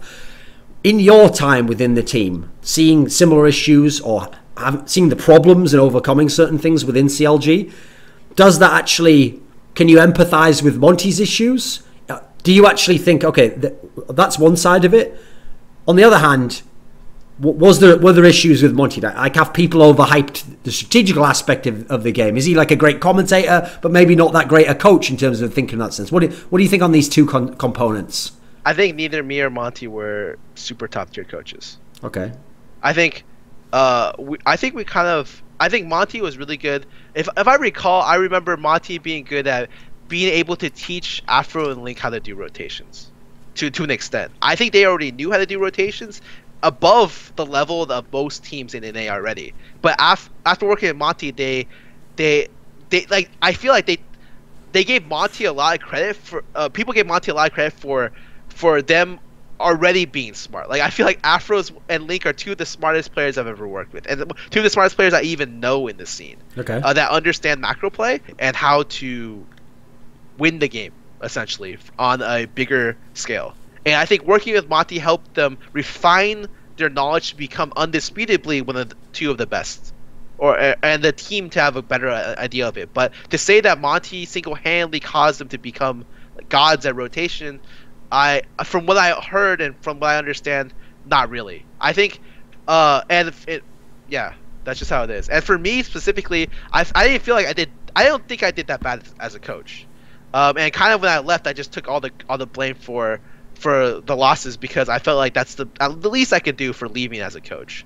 But in terms of if I had to rate myself as a coach during this split, I was maybe third or fourth. And I feel like a lot of my strengths as a coach and a lot of the problems that came up with me as a coach are actually very similar to Peter this split. You know, he has a lot of talent onto his players, but making them cohesive and having them learn how to team fight together and initiate is stuff that I also had problems with in my career. And I think that actually we have a lot of similarities in how the teams ended up being respectively. This is Team Liquid, yeah? Yes, the current Team Liquid. Okay. And I understand you and Monte went off on like a huge thing about how you don't think he deserves coach of the split, and I'm like whatever on it. Like maybe he doesn't. Okay. Maybe he. Obviously, I think CLG's coaching staff deserves like a really big award, but I think that Peter at the very least is top 3. I think that's pretty fair. Okay. Well, here's the thing. I don't dispute he maybe did something. My big issue is with a team like his, even finishing third, I don't think it's good enough because when I look at his team, I think like if we just say we're playing like a fantasy game, okay. If we're drafting the teams, okay, and I get all those players, I'm like, okay, good job, guys, I won, I win, I have the best fucking roster. Like listen, you guys, okay, you have Bjergsen, cool. This other guy has like Altec, okay, you've got chances, but listen, I win already. You know, look at my fucking lineup. I've got like almost every player's really good, or they're all top players in the position. So if then that team has like macro problems or weird pick and ban problems, you can see why it's kind of making me feel like it's leading back to the coach again, you know? No, I understand completely. But I think in general, it's just like, yeah, it's the coach being unable to create a team identity and have them come together and being unable to have them have a solid macro game, so where they consistently throw late game leads, is kind of very similar to the problems that I ended up running in during my 1 split tenure. Okay. Without him not being able to solve it in 2 splits is maybe extra bad on his part. But I feel like at least the problems are similar between us. Okay. So actually, I have a topic on that exact topic there because it's something I've been thinking about recently. All right. Which is one of my theories I came up with when I looked at the weird problems Team Liquid had. Because like I said, in terms of roster, I really thought like if they could play like they had in the regular split, I thought they were just going to win this split, dude. I thought they'd win the semi-finals, they'd win the final, and it should be a done deal, you know. So there's them, and then another team I thought were pretty good during the split was Tip. And Tip was a team where, like, you know, when Impact and Rush rather were on their game, they were just so effective. And obviously, like, Zhao getting banned doesn't really help. That was like a big problem. But okay, during a certain point in the time, they were the team where, okay, they weren't that consistent, but when they did win, they looked so good. I was like, right, these are the 2 teams where I could see them being in the finals, you know. And when both teams failed, one of the things I noticed, at least this is my amateurish layman analysis, okay, was it wasn't that the coaches were like idiots. Like, it's not that the coach didn't understand what the current meta is or what the opponent's going to do or what the strong picks are. I actually thought both coaches had a good sense of that. But the pattern I think I picked up on in both of those particular coaches and how their teams played in the playoffs is that it felt like the coaches overvalued how good some of their players were. Like, I felt like they both looked at, like, for example, on TL, I thought it was like the way that they thought about Phoenix. They put him on champions where it's like, I don't think he's ever been good on some of the champions they put him on. And they maybe just thought, right, well, he's such a good player. This is a meta champion. He can play this. Or in the case of Tip, they literally, when I think of Tip, I thought of them as like, okay, sick top laner, the best jungler in the region. So you've got to, and in an era where the top laner can carry, it's got to be like top jungle centric. And then in the playoffs, they went totally away from that, and they actually made these low damage comps where they wanted the AD carry to carry the whole game. And the problem is, if you had like Imp or Deft or something, sure, that'll work. But they had a guy where, in theory, he's just like a solid, reliable, serviceable cleanup type guy, you know, and they were trying to make him be the whole carry. So the problem here isn't the approach. Some of these approaches in the Asia or in a different team would be exactly right. It'd be a perfect pick. But I just felt like they overvalued their own player. Like, they thought their own player at this position was much better than he was. As a general point, what do you think on this as a topic? Is this an issue? Have I read too much in it? What do you think? I think you're overthinking it. The way I see it is that, okay, so let's just break down the teams one by one. Okay. Tip is a team that, okay, so for the way I see it is that a lot of teams come in with the way they scrim is the way how they want to play in between or in the playoff game. Okay. So the comps they had the most success with, the most successful comp is the comp they will run first game. So let's look at Tip's first comp. They ran Eve, Shen, Lulu, Kog'Maw, whatever. It's like Alistar, whatever. I don't care. So right off the bat, I know Gate from Challenger. Gate is a new player. In Challenger, it was obvious. Every single game he played, the only thing he had to do was ban Azir. That was his best champion. Then after that, his other champions were definitely lower level than him. But his Azir was like super good. So as long as you took out that one threat, it's whatever. So then you think of, okay, well, I think he's a worse player than Phoenix. In fact, I think Gate is just Phoenix is like just a mini form of Phoenix, you know? Phoenix is also super good in Azir, but on other champions that aren't Azir, you know, maybe he's just not as good. Sure. And that's historically just been proven throughout the splits. So when I think of it that way, it's like, okay, well, he has to play something where he doesn't lose that hard. And the only two champions where that's possible is Orianna and Lulu. And then when you think of Lulu comps right now can't really flourish with top lane carries. Lulu comps can only really flourish with bot lane ADs.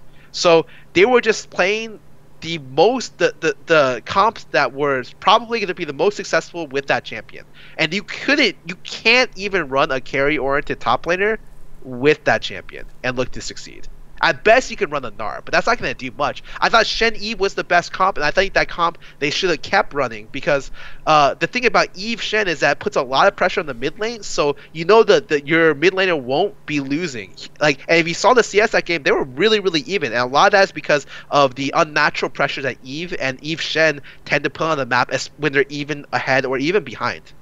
Okay, so for the Tip case, you make a really good argument there, because what you're essentially saying there is the coach is sort of forced into it, because like obviously he'd rather have Zhao Wei Zhao. Zhao Wei Zhao was a threat on certain champions and he was a carry threat, you know. That maybe put you in a position where now you have the AD carry with the cleanup, and now we can run top laners that can carry, and we're back in the kind of the identity of what we think of Tip in the past. Okay, so okay, the extenuating circumstances there, I get it. You kind of, it's like a rock and a hard place. You just got to make do, because otherwise maybe the mid's going to lose so bad it wouldn't matter anyway, you know. Maybe you'd be over. So that one I get. What about the TL example then? Well, Dominic said everything at the end of the game, right? He said, I didn't think that TSM would pick Azir. And that's just poor preparation by... Doesn't that blow your mind, though? Well, yes, it kind of does, but I can understand. Because at that time he'd been playing, I think he'd been playing a lot of Diana and a lot of Victor and solo queue, and it's like you go into the draft being like, okay, well, I can understand the first game. Okay, first game they don't think he plays Azir, he plays Azir, whatever, he wins. Second game, I don't think he should have gotten Azir more than one game. But the thing about the weird thing about best of fives is the first game is I don't think the first game matters. But it's the adaptation after the first game that really matters, in my opinion, in best of fives. Sure. So you can throw anything on the wall on your first game, but your transition from your first to your second game is going to tell you how good you are as like adapting in a best of five scenario. So I thought that after the first, the trap that you get fall into a lot in best of fives is you think your comp doesn't work, so you drop it completely, or you think your comp did work, but some situation in the game happened to where it didn't quite play it out. It didn't work out. Sure. Yeah, so you're still confident in the comp, even though it won't work into their comp, especially if they make a small adjustment. And so I think TL fell into the latter of those two. Like they thought that it oh, actually, I don't remember their second game comp. Oh, I have to go. Second game was where they had Victor into Azir. And then what was the first game? First game was where they had Lulu into Azir. Yeah, so maybe they thought Azir wasn't the problem. It was just like the pick that was the problem. And then they realized after the second game, okay, Azir was the problem. And then they picked Azir for the third game and they won.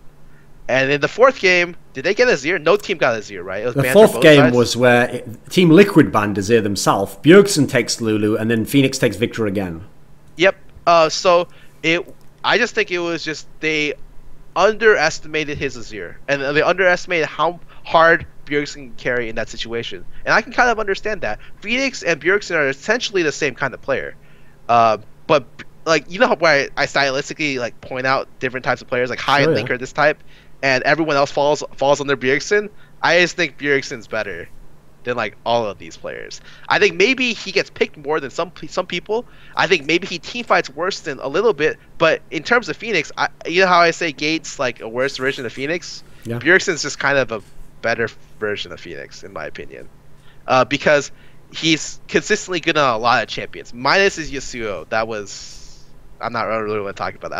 I don't know what happened there, but for the most part, he always gets leads, and he always consistently impacts the game, just through lane. I think that he's fantastic at doing that, and I think they took very, very close matches mid lane, and since Team Liquid wasn't able to find openings in the early game, they just ran into stylistically the worst team they can run into. If Team Liquid fought Tip, I think whoever wins the early game they have about the same type of team fighting and decision making late game, and so it like kind of balances with it. Whoever has a better early game, whatever, they're just gonna win. But for TSM's case, they just team fight better, and their late game's better because of that. So once you get to the late game and you can't really push your lead, that Team Liquid was unable to do, I thought that Team Liquid just a mismatch. Got a terrible mismatch. Yes. Yeah. Okay. So a team I really want to get your outsider's perspective on is Cloud9, because you were there before Cloud9 even existed. You saw them come up and become like dominating team. And then the great thing about them, the reason I always like to watch them personally, is not only were the games exciting, often because they would play from behind against certain teams, but they were the one team I ever saw from NA who could it felt like they always could find some sort, if there was a chance to win, they could get to the answer within the game, like they'd find some sort of a crazy comeback potential, or they'd make like the one small move which leads to the next two, which give you a chance at least, They weren't just the team that if you're behind, you just like take one risky Baron and hope you win it, They weren't that sort of a team. They really were a strategical team. Now the problem is, they already were starting, if we're being fair, to drop off in splits before they lost high. Like they would already have some issues, but then it's almost like the split was like what I was describing there. They'd find a way just at the end to get it together, and they had just enough to still make it to finals and stuff. But when they got rid of high, I think most people now view it really black and white. Like they're just like, oh, I guess we found out after all, like it was just high doing all that, and actually we thought those other guys were brilliant, but when he left, suddenly a lot of them didn't look very good. How can you really assess Cloud9? Because they were so brilliant at one point in time. They still had this great quality. And then after High's gone, they don't even look like vaguely a top team. Like, what do you think happened to Cloud9? What were they good at? What changed? Okay, I think that team also had issues. From what I understand, Meteos and Lemon were always really like they just had conflicting ideas of how to play the game. And Meteos especially is very, very stubborn, and he has a very, very specific style of how to see the game. And has I remember talking to him at GGCon, which happened in Toronto like a month ago, and he was explaining to me how he saw the game, and it was just like, well, he thinks that all junglers should be early game. Like Riot should make it to where all junglers are early game, because they're the ones that have the largest impact early, and they should nerf all the late game scaling junglers because that just farm because they don't interact with the rest of the team, and he thinks that that's bad game design. Isn't that like Meteos arguing against the first Meteos there? Like if he's going back in time, that's how he used to play, right? Well, the way I saw it, or the way I argued, was that, look, like I think it's weird because I feel like every role should have the ability to have those types of champions, because hell, I play mid lane, and that was the time where people were playing Kog'Maw, and that is the ultimate mid lane scaling champion. That's the champion where I'm just like, please, dear God, pick an early game champion to help me get to late game, and I'll carry your ass to the finish line. And I feel like the jungle can also respectively have those type of champions, but he felt like a different way. And he's actually the first person I met that thinks in that type of style, where he's just like, I think this shouldn't be in the game. Like he really argued against Aegis, where I think Aegis should have been nerfed. He just thinks that Aegis in general should be like torn to the ground, because he thinks that it really, really does like bad things to the game, which I agree with to some extent, but maybe not in such a vicious extent that he thinks. I think that High was a good balancer between the two, and that he would. The biggest thing that High is to me is he. You know how I say Doublelift had poor, very poor empathy. Yeah. High has very, very high empathy. So I stayed with him for like 3 weeks, and the very first thing I noticed is that he cares about your situation. Like he'll always come out and be like, he'll be like, oh, how you feeling of this? Like, it's okay here. Like, I feel like he's the person who tries to keep the team together. He's like the glue. You know, I don't think it was necessarily even the shot calling that made C9 so spectacular. It was just that they had people, these conflicting personalities on the team that were able to work together because Hai was able to was like take care of them in their own special way, if that makes sense. And he could tell what they needed or what exactly. This guy wants. He always wants to be that type of person. When I talk to him about the team, he feels like they should always be happy. You should focus on keeping your teammates happy because that's when they'll play the game the best. You know, you don't focus on mistakes during the game. And the way he acts around people, like I've been in esports all my life. When I talk to Hai, I can tell that he notices things and he'll like check to see if you're okay. And that's like such a rare trait. I don't know if it's rare among like human beings or people in this age group or just in the scene, but I know in the scene itself, Hai has traits that would classify him as a very, very high or a very, very good teammate. And I think that's like one of the main reasons. I don't think necessarily that it was his shot calling, but just his existence caused players to play better. Oh, okay. What do you think of his shot calling? I mean, obviously you weren't in the teams, you can't directly know, but they did have so many famous genius comebacks and stuff. Do you think was he a part of that? Yeah, of course. I think his shot calling was super good, and he like I said, him and Link understood how to control the pace of the game without just winning lane. The reason why he had double the war stats of anyone else is because I know this famous move he always used to do on LeBlanc. He would W over the Wraith Camp wall, place a ward in your Wraith bush, piss your jungler and your mid lane off super hard because there's nothing you can do to stop that, and he would consistently value that ward over, let's say, like roams or pressuring your tower while you're getting pushed in. So rather than getting chunk on the tower or chunking the person there, he would go to get that deep ward solo if he had to. And I felt that, yeah, he's just the type of person who can take control of a game even if he wasn't winning. Now, maybe toward the later portions of his career, you know, the team lost confidence in him, so he played worse in lane. I never thought he was a bad mechanical player at all. Okay. I just thought that he didn't work very well with his jungler. He kind of had the thing where I did, where I felt like he just told his jungler not to gank mid. Just tells him don't come. Oh, it's like, just do whatever you want. You know, and then Meteos would do his thing, he'll do his thing, and they'll meet each other back when they're doing invades or they're doing dragon. So they individually operating by themselves, and they bring themselves together near the mid or late game. So I've got a great hypothetical for you here, Scarra. Hearing what you're describing here, like the best qualities of Hai, like empathetic, kind of figures out like I think kind of way you were characterizing it is the idea that because he's empathetic, he's like getting the tone of each different guy. You know, it's like the idea that if you're a leader, one of the ways you can be a good leader is you know that okay, this guy over here, maybe he is the guy where I need to fire him up, I need to challenge him. Okay, maybe it's Doublelift. You know, maybe I need to be like, listen, Doublelift, like, I need you to carry on this particular champion. I need you to play like balls out. Like, don't worry about what your teammates do. We'll follow up, you know. But then a different guy, you know, maybe like if he had, I don't know, Dexter, some guy where every now and then maybe he's a bit shaky. That's the guy where you have to give him like the pat on the back. Like, listen, don't worry about any of that stuff. Like, don't worry about the mistakes you made last game. We still think you're really good. It's like, it's a different style, you know. You have to vary it with different people. Mm-hmm. So maybe this is too easy a solution, but hypothetically, your CLG, if I can just take Link out and all I'm going to do is put Hai in, he's just going to be the mid laner, shot caller, and he's just going to play like Hai, but on that CLG lineup. Will it fix all the problems? Will this make CLG super good? I don't think it would have fixed all the problems, but I think for the split that I coached, it would have like the thing is, I said this when I was coaching to someone. If I replace Link with a person equivalent to Link, literally, like, Link just one day took a hat, put on glasses, mustache, no one recognized him, he played out the rest of the split, it would have been a lot better. Because once he fails, he does the earlier teammates don't have the ability to go to like what historically happens. You know, historically he struggles to carry with this champion or that champion. So the extra baggage that Link had because of his history with CLG kind of turned against him. On top of the fact that he gets more criticism from fans than anyone else, and he doesn't have the support system from.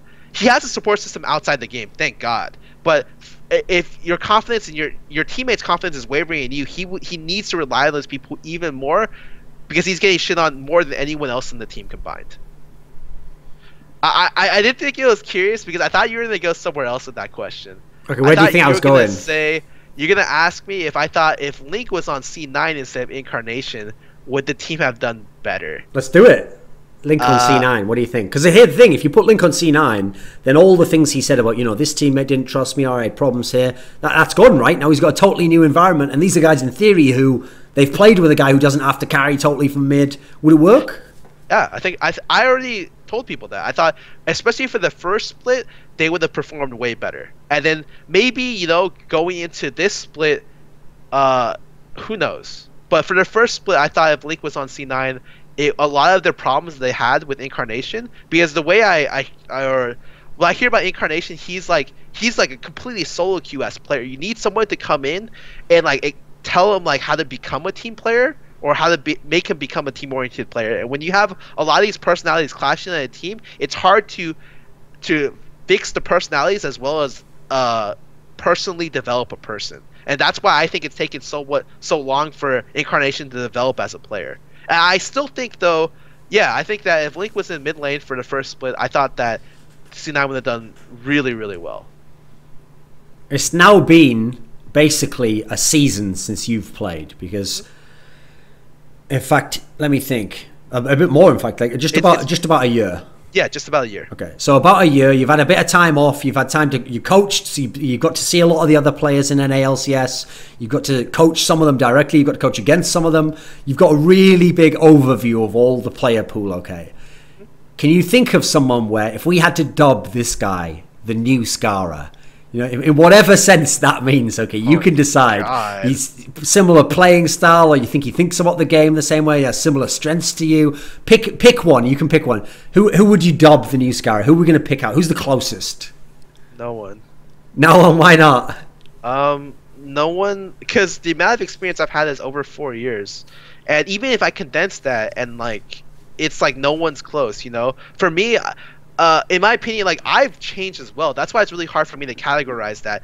Before, part of the reason why I didn't have synergy with junglers is because I was a poor shot caller. So I was a poor shot caller, and because of that, putting effort into, the funny thing is, your relationship with your teammates is kind of like having four other. Like a relationship with a girlfriend, literally, especially with the mid and jungler, you need to keep at that relationship, because that's something that is crucial in how the game develops. And I never feel like I put in that much effort, and I never felt that much effort being put in by other players in that regard.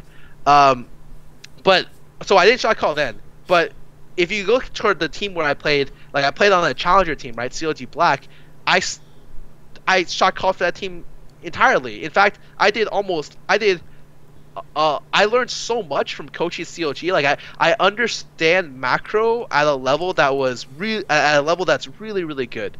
It's very, very easy for me to be okay, this is how you do this, and this is how you do this. I understand 1v2s at a much higher level as well. I feel like a lot of my weaknesses as a player on Dignitas, which is poor decision making, has been filled up to an extent because I've learned to shot call effectively and learned to diagnose when and where bad positions are on the map and how to rectify that. And so even trying to point out a player that's similar to me, it's strange, because when I point out a player that was like the old me, someone who has poor decision making, is that what you're asking? Sure, go for it. What about when you were back in your playing careers? Is someone who's similar? They have some strengths that you can identify with, but he has some key flaws that are similar.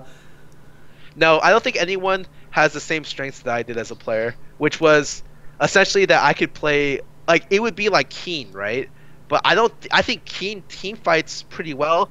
I guess Keen might be the closest one. Okay. Because I feel like his decision making, his understanding of how to win the game isn't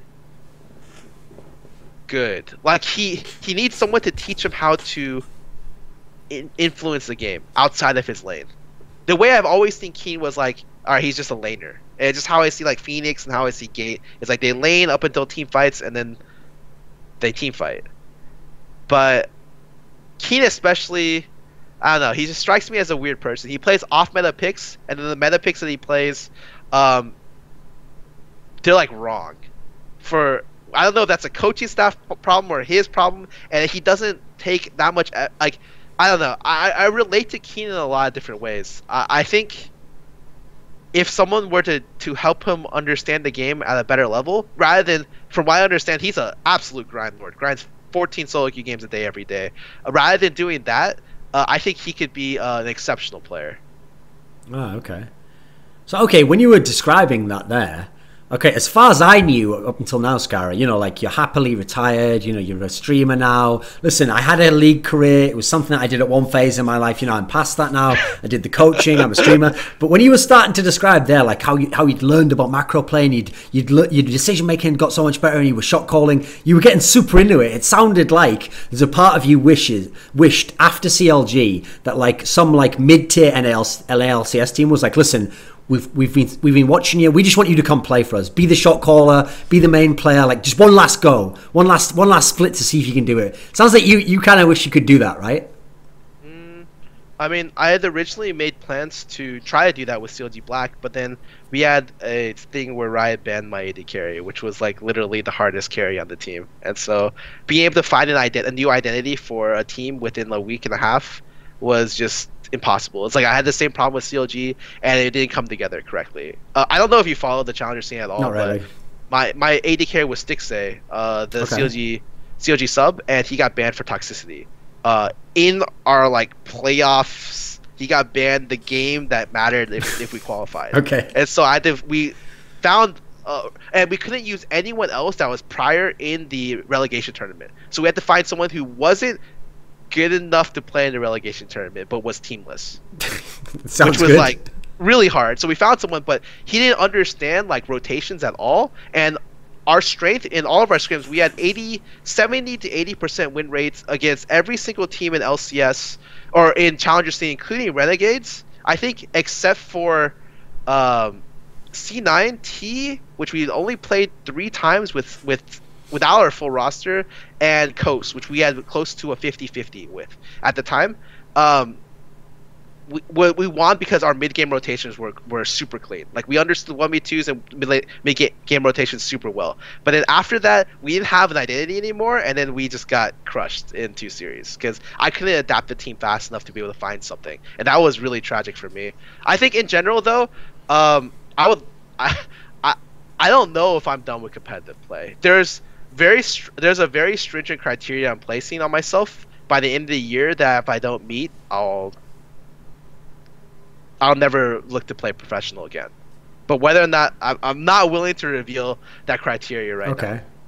But when you were describing even this part now, that sounds like you were teasing us there. Like you think if the AD carry hadn't got banned, you'd have made it into LCS. You would have played another LCS. I think if the AD carry wouldn't have gotten banned, we would have been one of the top 3 teams. I think at the very least we would have been in the Imagine spot. Okay. But I don't know. Like I have high opinions of a team because I know our record against other teams of our thing. Our growth rate was really fast, and the person helping us was teammates ex-coach. And I know for a fact that I talked to him about it. He thought our macro play was better than teammates' macro play in the LCS, and I agreed with him. I specifically told him that I thought our macro play was better than a lot of the teams, even in the LCS, or maybe not in the LCS, but like at least the lower tier teams in the LCS. Okay, to finish up, I want to bring back one of my old classics. Okay, we're gonna have the aliens come back. So the aliens are coming back. They haven't been around in a while, okay, but I'm bringing them back for you, Scarra. This time when the aliens come down, the reason why I'm going to do it now is because it's 2015 now. We've had all these years of leagues. We've got tons of players to choose from. And basically, the alien scenario is you're going to make like the NA super team that could have like won, it could win worlds or whatever, you know, it could be the greatest team, you know, the team that NA never had. And the key thing is you can pick from any era in history for the players. So you were there from the beginning. There's a lot of players at all these positions, but they have to be actual NA players. It can't be like Bjergsen, like, you know, it has to be an actual North American guy from Canada or America.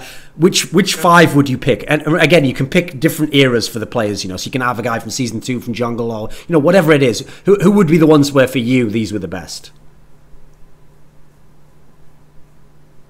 I think current Zion is the best top laner NA's ever seen, so I would put him right there. this scouting hotshots era of top lane dominance. Yeah. I think Zion just right now is almost as well rounded as you can be as a top laner. I think his TPs maybe need a little bit of work, but he's improved a lot in his frontline and initiation ability, and he also has very, very strong laning and carry potential, and he shot calls. So I think he's the full package. Of course, I spent a lot of time talking about High. I think the mid laner should be able to shot call as well as be like a great teammate. And the first two players I already said are like great teammates. Like people who I would want to build a team around. After that, I think the current Afro is super good. I know he's really, really smart. He's one of the smartest people I've ever met, and I feel like he's also a people person. Like, he understands what makes people happy and mad, and he tries to work around them as well. I think that on top of this, he's an excellent playmaker, and he shot calls super well. So I never think a team can have too many shot callers. It's always too little, because if you're a good enough shot caller, you know the information that you need to say if you need to say less information. So I think those three immediately right there. After that, the AD carry position. Current Doublelift, probably. I don't think there's any other AD carry that matches his skill in NA right now. And I think he's become a good enough teammate to where his prior faults aren't a problem. Did his skill ever fall off, do you think? I mean, we all know back in Season 2 he was absolute beast. I think there was a period where his skill fell off because he wasn't playing the game. Okay. But in general, he's probably the most consistently high-rated AD carry in NA. And I think right now, he's a good enough teammate to be, like, considered the best AD carry. And probably the best player at his role in North America. Okay. And then for jungle... Holy... Alright, let me think about NA junglers. We got dominant junglers... Meteos, Crumbs. I like junglers with Meteos, Crumbs, Odd One, Xmithy, Saint Vicious. Oh man, there's a lot, right? Yeah, there's a hell of a lot. I think in that situation, I would consider putting in Meteos. Season 3 Meteos. Season 3 to Season 4 Meteos, I still thought he was the best at his role. And he had the stats and everything to back that up, in my opinion. And because of that, you know, even if he's stubborn, he's working with other players who are good enough to where he'll respect their opinion, I feel. And he is... he's just really talented. Like I expect the team he makes right now in Challenger to do really well, because I feel like he's talented enough to make it back into the LCS. Do you have any final words to leave us on? A message for anyone who's watched? A